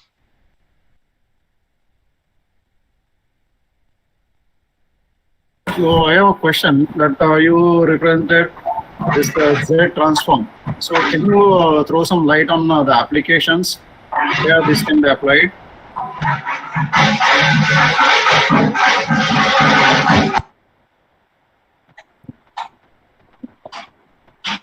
Hello, am I audible? Yes, sir. Yes, sir. Yeah. Can you tell some applications of Z transform? Yes, sir. We can apply Z transform over difference equation, as well as we can apply this in signal processing also. In signal processing, then air traffic controlling. So many areas are there where we can apply Z transform. Okay. I have a signal f of t equal to t, suppose. Okay. So can I find Z transform of this?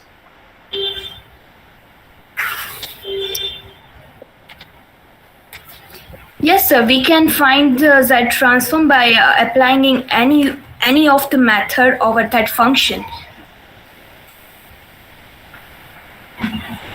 Okay. So actually, when we go for the Z transform, you have defined a function Z of f of n. So when you say f of n, that means it should be a discrete one and it is a sequence, and then we are able to find out the Z transform. So if we have a continuous function, right, f of t is equal to t, then we have to first sample it to discrete, and then we are able to apply the Z transform. Yes, sir. I hope I am correct. Okay. Any other question you can ask, please. Hello. Hello. Yes, sir. You have used the word ROC, reason of convergence. Yes. Okay. If suppose I do not have a reason of convergence for some particular problem, what is the complication will arise because of that? Then we cannot find it out particularly for any given point. Means suppose you are trying to find out the Z transform of some particular function, some particular sequence, and you does not have the region of convergence of it. Why do I need the region of convergence? By having region of convergence, we can have the function broadly for every starting point to ending point of that function. If we don't have region of convergence, then we have to just go with the given function and for given some period. Means we will not listen. Hello. You are not going to the right track.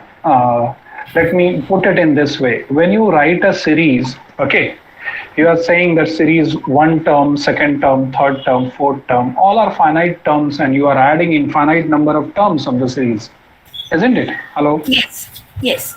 Now, if you are adding infinite number of terms of some particular series, then that sum of those infinite number of terms may lead to some finite value, may not lead to some finite value, isn't it? It's a common sense thing, not a mathematical. I'm not talking very tricky mathematics over here. Yes, sir. It's very simple. If you are adding infinite number of finite things, it may lead to a finite value, it may lead to an infinite value. When it leads to a finite value, then we say, okay, this is converging. When it is not leading to a finite value, we say that it is not converging. But when it leads to a finite value, there is always some condition. Hello? Yes, sir. That condition defines your region of convergence. So if your region of convergence is not there, then the series which you are adding in finite term may not give you some finite function, because when you take the jet transform, you get a function over there, isn't it? Yes, sir. So that you may not get a function in that situation. You got my point clearly, dear? Yes, sir. Now I got it. Really got it, or just khatam karo sir, isliye main keh rahi hu? No, sir. No. Okay. Thank you. Thank you, sir. No question. Thank you.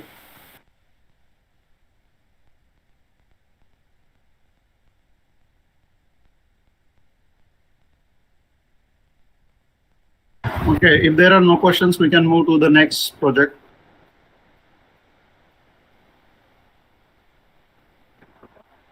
The next group is EPN017 and the topic is surface reconstruction using Poisson equation.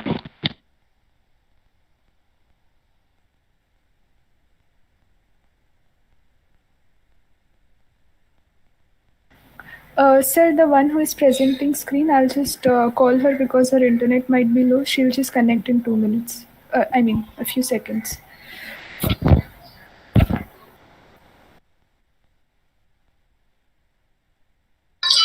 Yeah, I will present.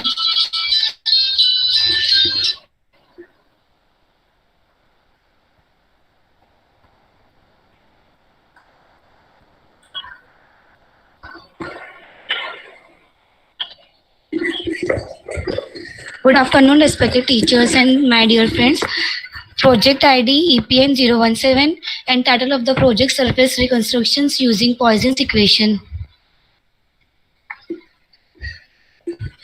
Now we will discuss how we can reconstruct a smooth surface from a set of points in 3D space using the Poisson surface reconstructions algorithm.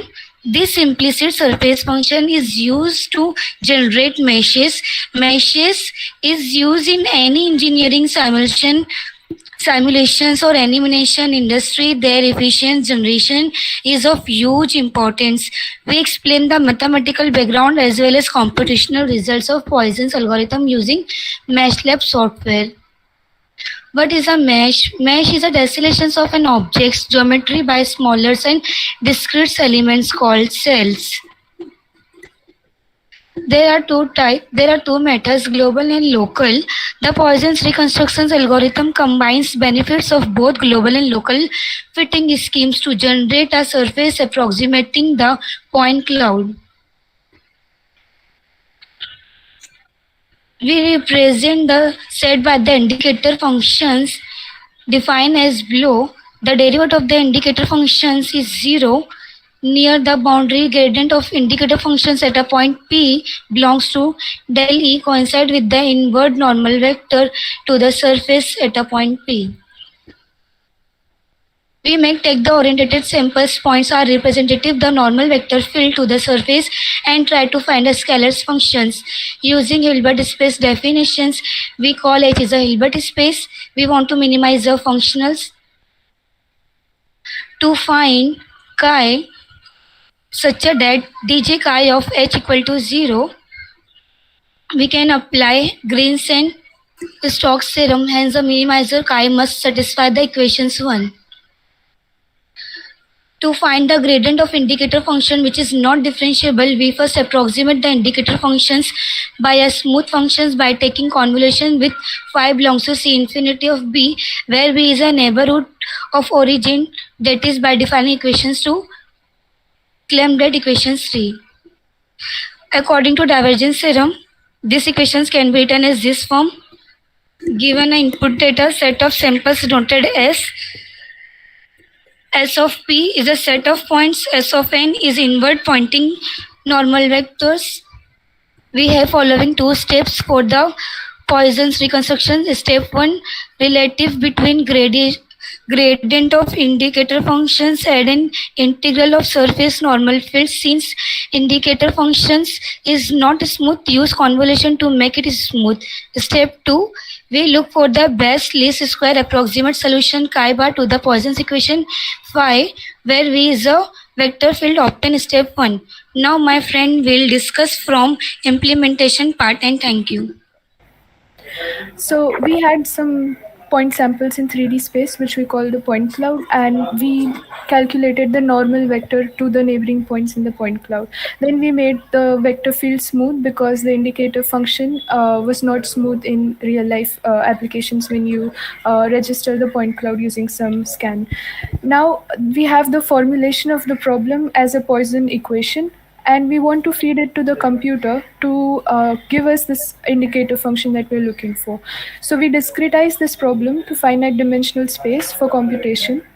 For this, we'll need some data structure, and we use octree, which is like basically dividing space into 8 quadrants iteratively.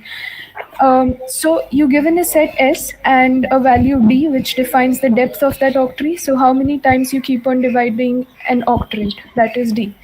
And when you do that, you will define for each node in that octree. Oh yeah, and the sample number of points in the point cloud, the octree should be so that the point should lie in the leaf node at depth D. Every point should lie in that node.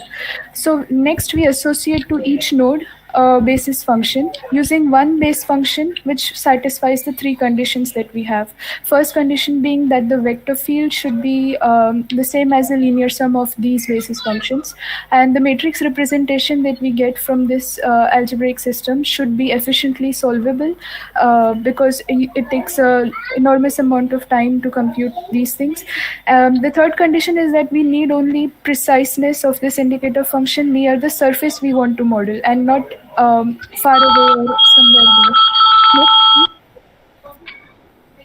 there. These base functions are calculated from a single base function f from R3 to R, which is a scalar function. We calculate it by translating it with the octree center, scaling it with the octree width, and normalizing it with the octree volume. Next. The approximation to this gradient field of the indicator function is defined as the equation 6, where you sum over the sample points and over each octree node O, and alpha naught and alpha OS is what we are looking for while computing. So these are called the interpolating weights, where FO are the basis function which we calculated above, and SO is the normal at each sample point that we have calculated. Next, please. By doing that, we have reduced our problem, Poisson problem, to a sparse linear system which the computer can solve for us. Now, to calculate the divergence of the smooth vector field, we approximate the problem in a suitable dimension, finite dimension subspace of our span of radial basis functions. Once we obtain the indicator function, we calculate the ISO value gamma, as you can see in equation 7, which is the average over all the sample points. And we define the boundary of the volume that the points represent to be the isosurface with respect to the value gamma. Next. As an experiment, we tried to see how this algorithm actually works, and we used MeshLab software, which is an open source software. We downloaded some point clouds of houses, which were available in online. And next, please. And this is the result. And this is, 1 second, just backslide. These were the parameter settings for normal calculation first, because we wanted oriented points for the algorithm to work. And the left side image is the main algorithm, which is an advanced version of the current one called screen Poisson algorithm. Next, please. Inference, we, while experimenting, understood that how sample per node parameters should be set based on whether point cloud is noisy or not. And the second thing is the octree depth value also played a good role in defining the resolution of the mesh that we wanted. Next, please. This is how we can visualize octree. So, and the right part is showing how the octree depth can affect the quality of our mesh. In conclusion, So starting with the point set, we reconstructed the surface and using the isocontouring algorithm. After getting this surface, we use some extra algorithms which can detect the boundary, the isosurface that we extracted, and it can help us generate meshes, which have huge and wide applications in any industry, like my friend said earlier, in animation, modeling, or everything, because whenever we want to make any simulation, we want to calculate on the surface how it will react. So we learned about various challenges in doing this, like overfitting and all, and also the interplay of various mathematical results from the fields of functional analysis, differential geometry, and PDEs. Thank you so much.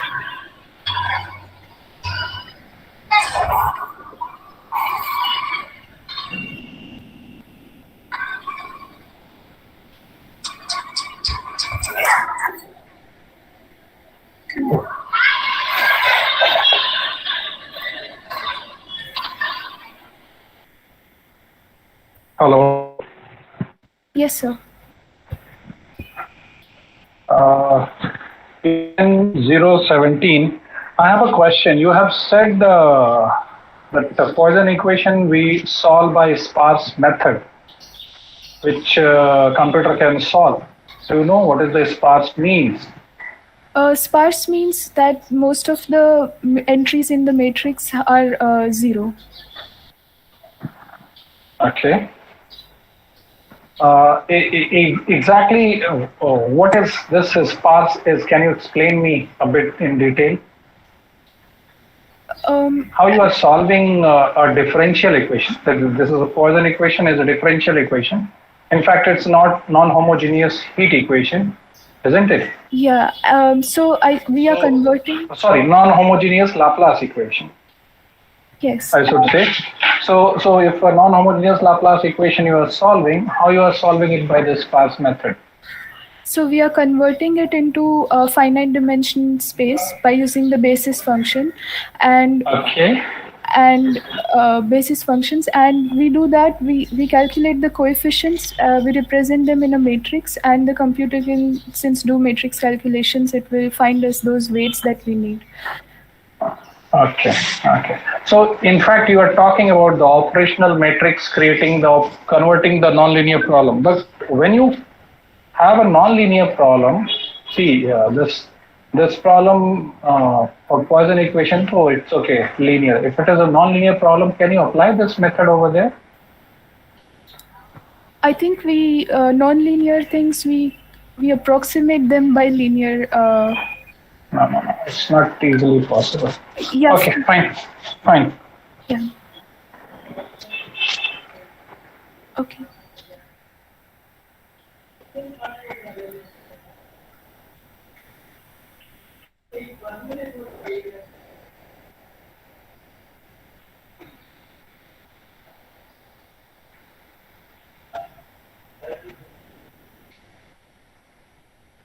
Any other questions for them?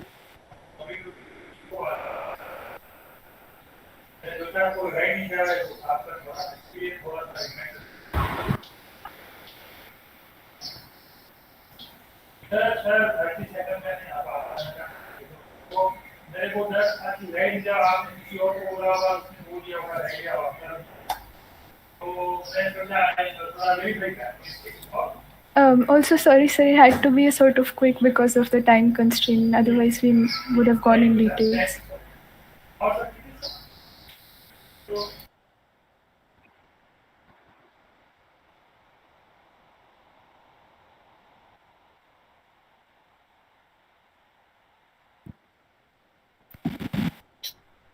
Okay, thank you, group 017.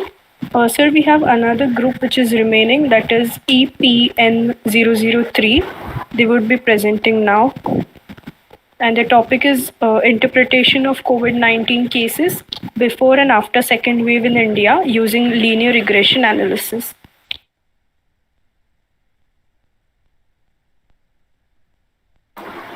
Okay, ask them to present. Yes, sir.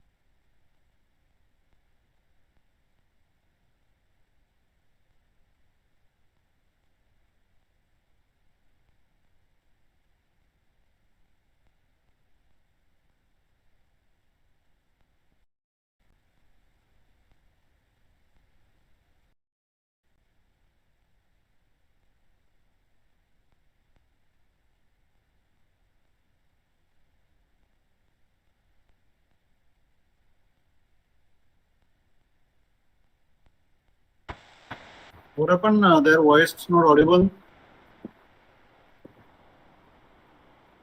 Hello 003, you're not audible.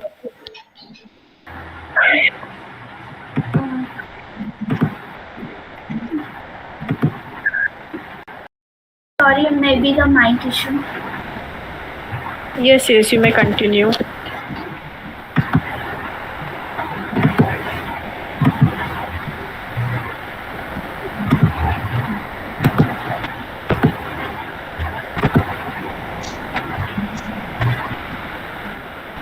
Good evening, respected teachers and my fellow friends. Linear regression. Our topic is linear regression analysis of COVID-19 before and after second wave in India. Our project ID is EPN003 and our mentor is Assistant Professor Vaishali Khore, which is our college teacher. These are the outlines of our project. Now let's start with the abstract. At present, the novel coronavirus 2019, or jointly referred as COVID-19. As we all know, this pandemic started last year, and it is still spreading and inflicting deaths all around the world. So, in this report, we have present a brief study of COVID-19, total confirmed cases and death cases, also recovery cases.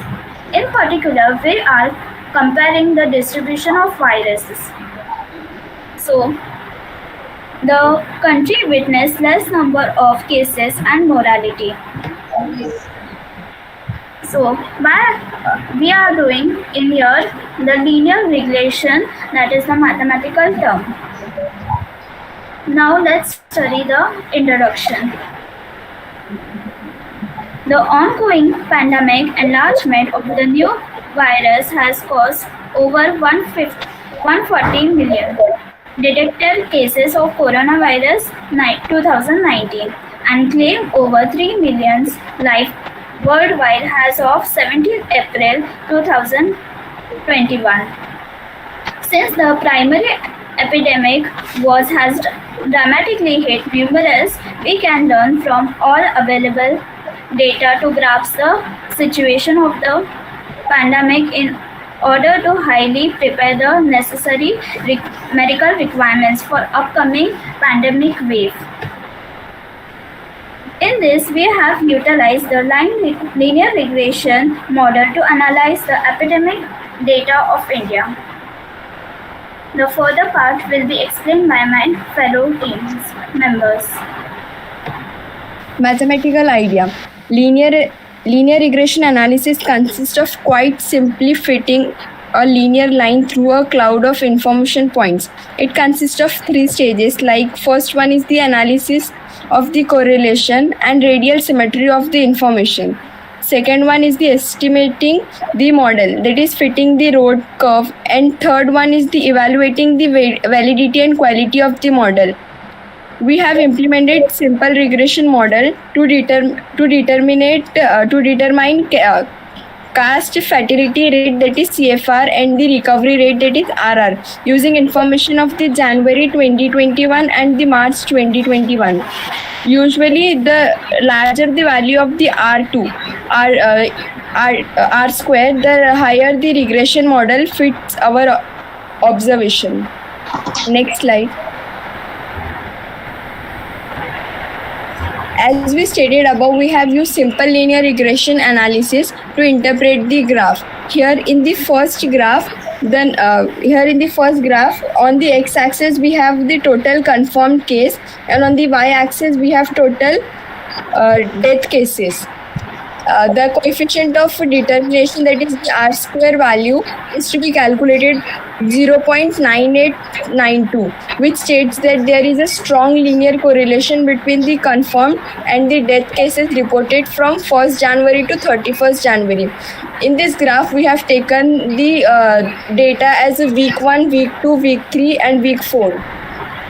And in the second figure, we have calculated the simple linear regression analysis of the number of death cases and as confirmed cases for March 2021. The coefficient of determination, that is R square values, to be calculated 0.9823, which also implies that a strong linear correlation between the confirmed and the death reported from 1st March to 31st March. So we can analyze that the total number of confirmed cases increasing, the death case also increases. So in the graph, the recovery case as the function of the number of confirmed cases for January 2021. Next will be explained by my fellow friend. As my fellow member explained the relationship between the confirmed cases and the death cases or the recovery cases using graphs, I will explain the observation table of analysis which was carried out to compare the parameters. As we can see, we have compared the total number of death cases and recovery cases of months of Jan 2020 and March 2021, which means the Jan 2021 was before the second wave of corona, and the March 2020 it was after the second wave in India, respectively. Now, linear regression attempts to model the relationship between variables by fitting a linear equation. As we can X confirm which is independent variable, and the other y-axis, which is recovery cases or the death cases, are dependent on confirmed cases, which means we can predict the value of recovery cases or using the total confirmed by using linear regression. Here we have used second degree linear regression. Yes, and we have also here are the parameters. We have also calculated the R square value. R square, which means the coefficient of determinant. The greater the R square value, the better the correlation between them, which means we can get accurate values. We have also calculated the 95% confidence interval, which means it is a range of values that you can get 95% value of the variable which we have analyzed. Now, coming to the slope and x-intercept and y-intercept, this is the parameters which we have get between the processes. The main output we have get, it is the case fatality ratio, which is the death ratio, and the RR, which means the recovery ratio. So we have get, if you can see the table in January 2020, the case fatality ratio is 1.128% and the recovery ratios are 76.98%. While comparing to March 2020, it has increased to 1.138%. It means more number of patients have been died due to coronavirus, but also at the same time, more number of patients have also recovered. In March 2021, we can see the ratio is increased from 76.98% to 116.3%. The number of death cases is a function of the total confirmed cases of India. For confirmed cases versus the death cases, increment from 0.989 to from 9962. Next, yes, conclusion. So I would like to conclude that the regression analysis which was carried out to investigate the COVID-19 outbreak, the linear regression model that we have used to predict the case fatality and the recovery ratio, by comparing both the cases, we have concluded that more number of patients have been recovered as well as the death ratio has also gradually increased. It is observed that the case fatality ratio in India has increased, and also the span of 3 months. We have used the second degree of linear regression, but if we use the higher degree of linear regression, the project can be increased. The higher degree of linear regression can be used to predict the accurate value. It means that we can accurate the future value of what cases will be, how many cases can be predicted. Next. So these are the references we have used to analyze our research project. Thank you so much.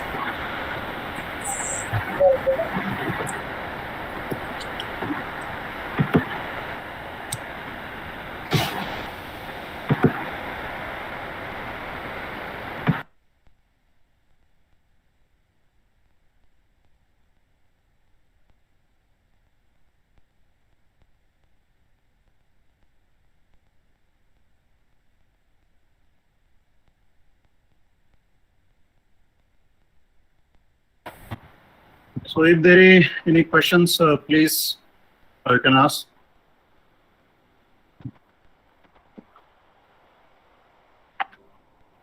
Sir, I have one question. Hello. Yes, sir. Hello. I have one simple question. The application, everything is okay.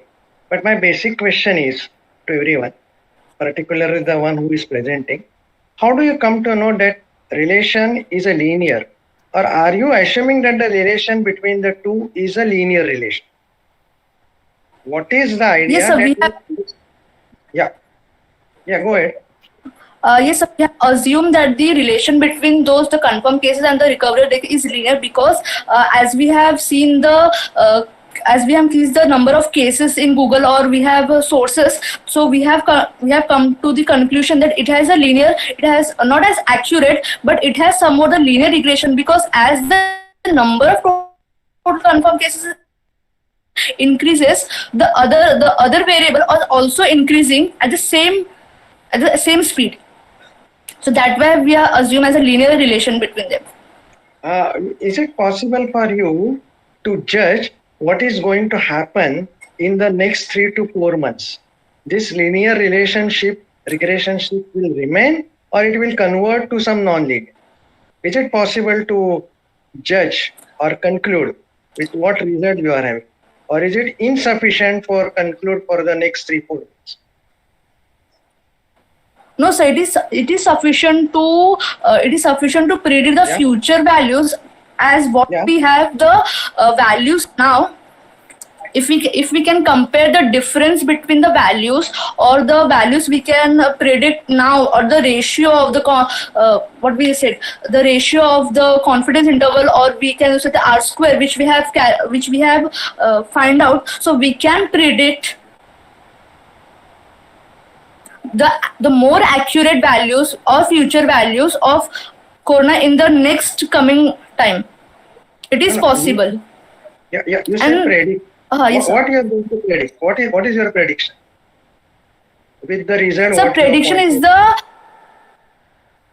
Yes. So prediction is the fatality. Yes, sir. Prediction is the death ratio and the recovery ratio. Will we predict that what number of patients will die or recover tomorrow?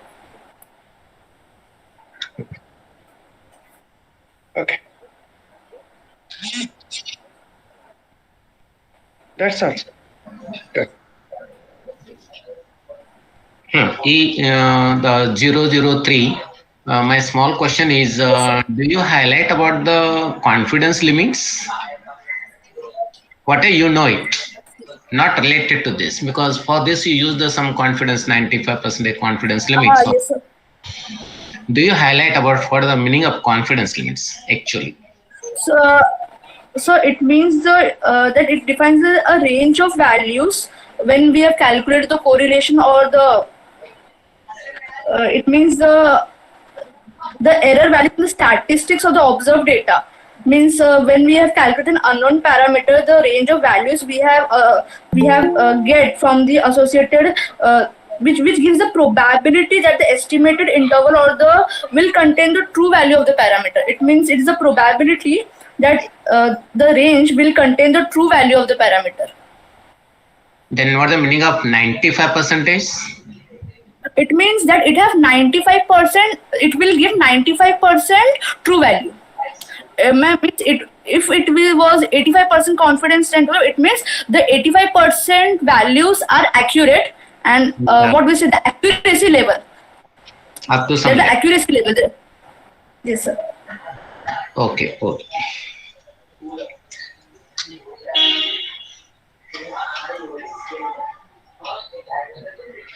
So continue.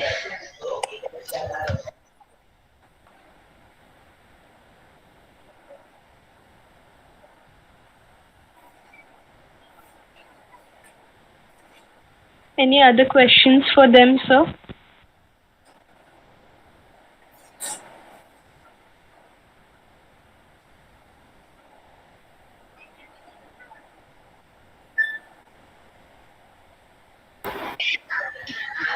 I think no. Yeah, if we don't have any question, then it's okay.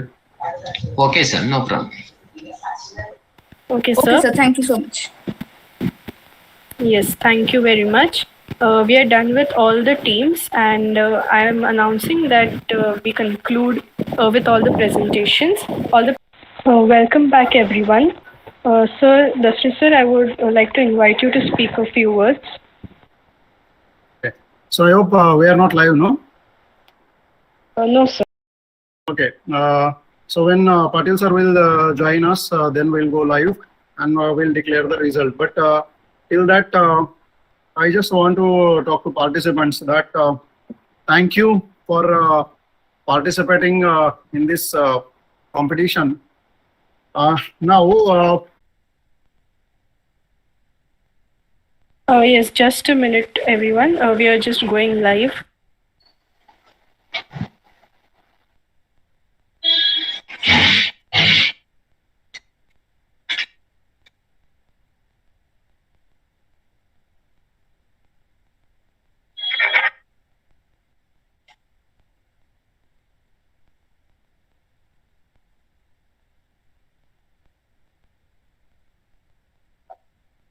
Yes, so it's time to declare the results. I would like to invite KP Patil sir to declare the results.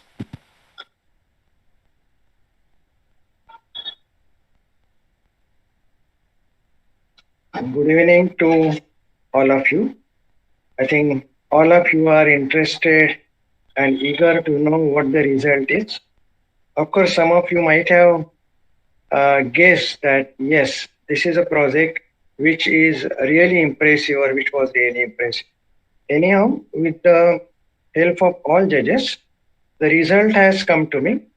And before declaring the result, just one thing I would like to make and give the advice to some extent.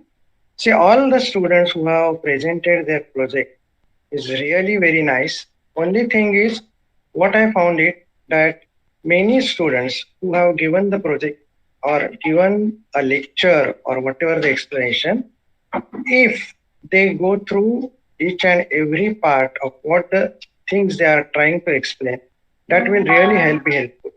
And really, I am very happy to have participation in this project to observe your all the way in which you are trying to explain the real applications, whatever maybe it may be matrices, statistics, or vector analysis, whatever may be. And our judges have asked you different type of the question to judge whether you have really understood and whether you have really done in the depth that what project is to be belonging. Now here, without making you to wait, and we are. It is my actually. I'm happy rather to announce the result of the project competition 2021 e-MAPCO. Now, the first I will declare the consolation prize, which goes to EPN 012. A diverse drive of probability. So this is a consolation prize to EPN 012. Then the third prize goes to EPN 017, which is surface reconstruction using Poisson equation. This is a third prize. Then the project ID, which is EPN 003, which is interpretation of COVID-19 cases before and after second wave in India using linear regression analysis. This is the second prize. This prize is the second one. And now, the winner, or what you say, in fact, all are winner if you consider in that way. But as we have to announce the first winner, first prize, see the coincidence, the first prize goes to the project ID which has carrying the number also EPN001, and that is applications of matrix in real world image processing techniques. First prize having the project ID EPN001. So I congratulate all the winners and all those who have participated and shown their interest. And as Dr. Das rightly pointed out, that the society will grow with the help of all the students and all the professors who are there in the different fields, not only engineering, but in science and any other college. Mathematics is important, and I think all of you know that mathematics is the queen of sciences. So we have to just love the queen and we will get everything what we want.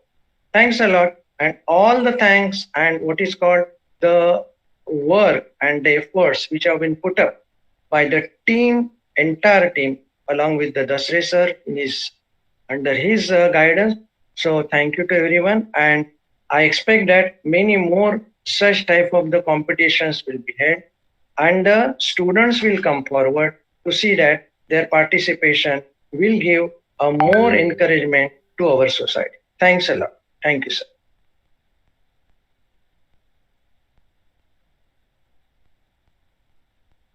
Thank you so much, Patel sir, and congratulations to all the winners.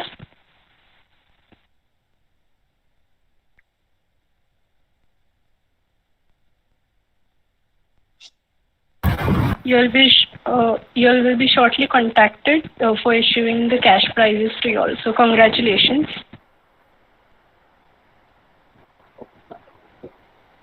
Simran, Tina madam will do the vote of thanks. Okay, so just wait. Madam has joined.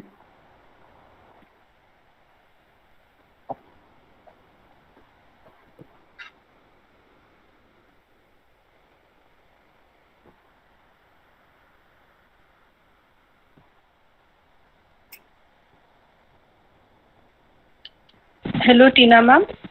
I would request you to present the vote of thanks. Okay. Thank you, everyone. Thank you for participating with us with e-MAPCO team. It is my great privilege to propose the vote of thanks on the behalf of EMTSI and e-MAPCO team. First of all, I would like to thank KB Patil sir for joining us at the last moment, and all the team members who are there with us from the registration team, from the flyer team, and all the students who are there with us, like Simran, Parth, everyone from Inspire team. Thank you, Dasre sir. Thank you, Kamle sir. Thank you, Ganesh sir, Usha ma'am, Desai ma'am, Desai sir, and everyone who are there with us. If I don't mention some names, so please forgive me. Thank you, everyone who are there with us. Thank you, participants, for have patience because we extend our dates. After 1 month, we extend our dates from 24th May to 24th June. So thank you for have patience and believe in us. Thank you, everyone. Thank you so much.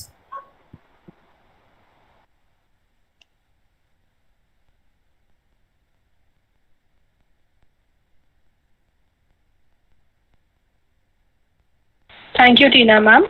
With this, I conclude the event. Thank you everyone for joining and supporting the event patiently. Thank you everyone.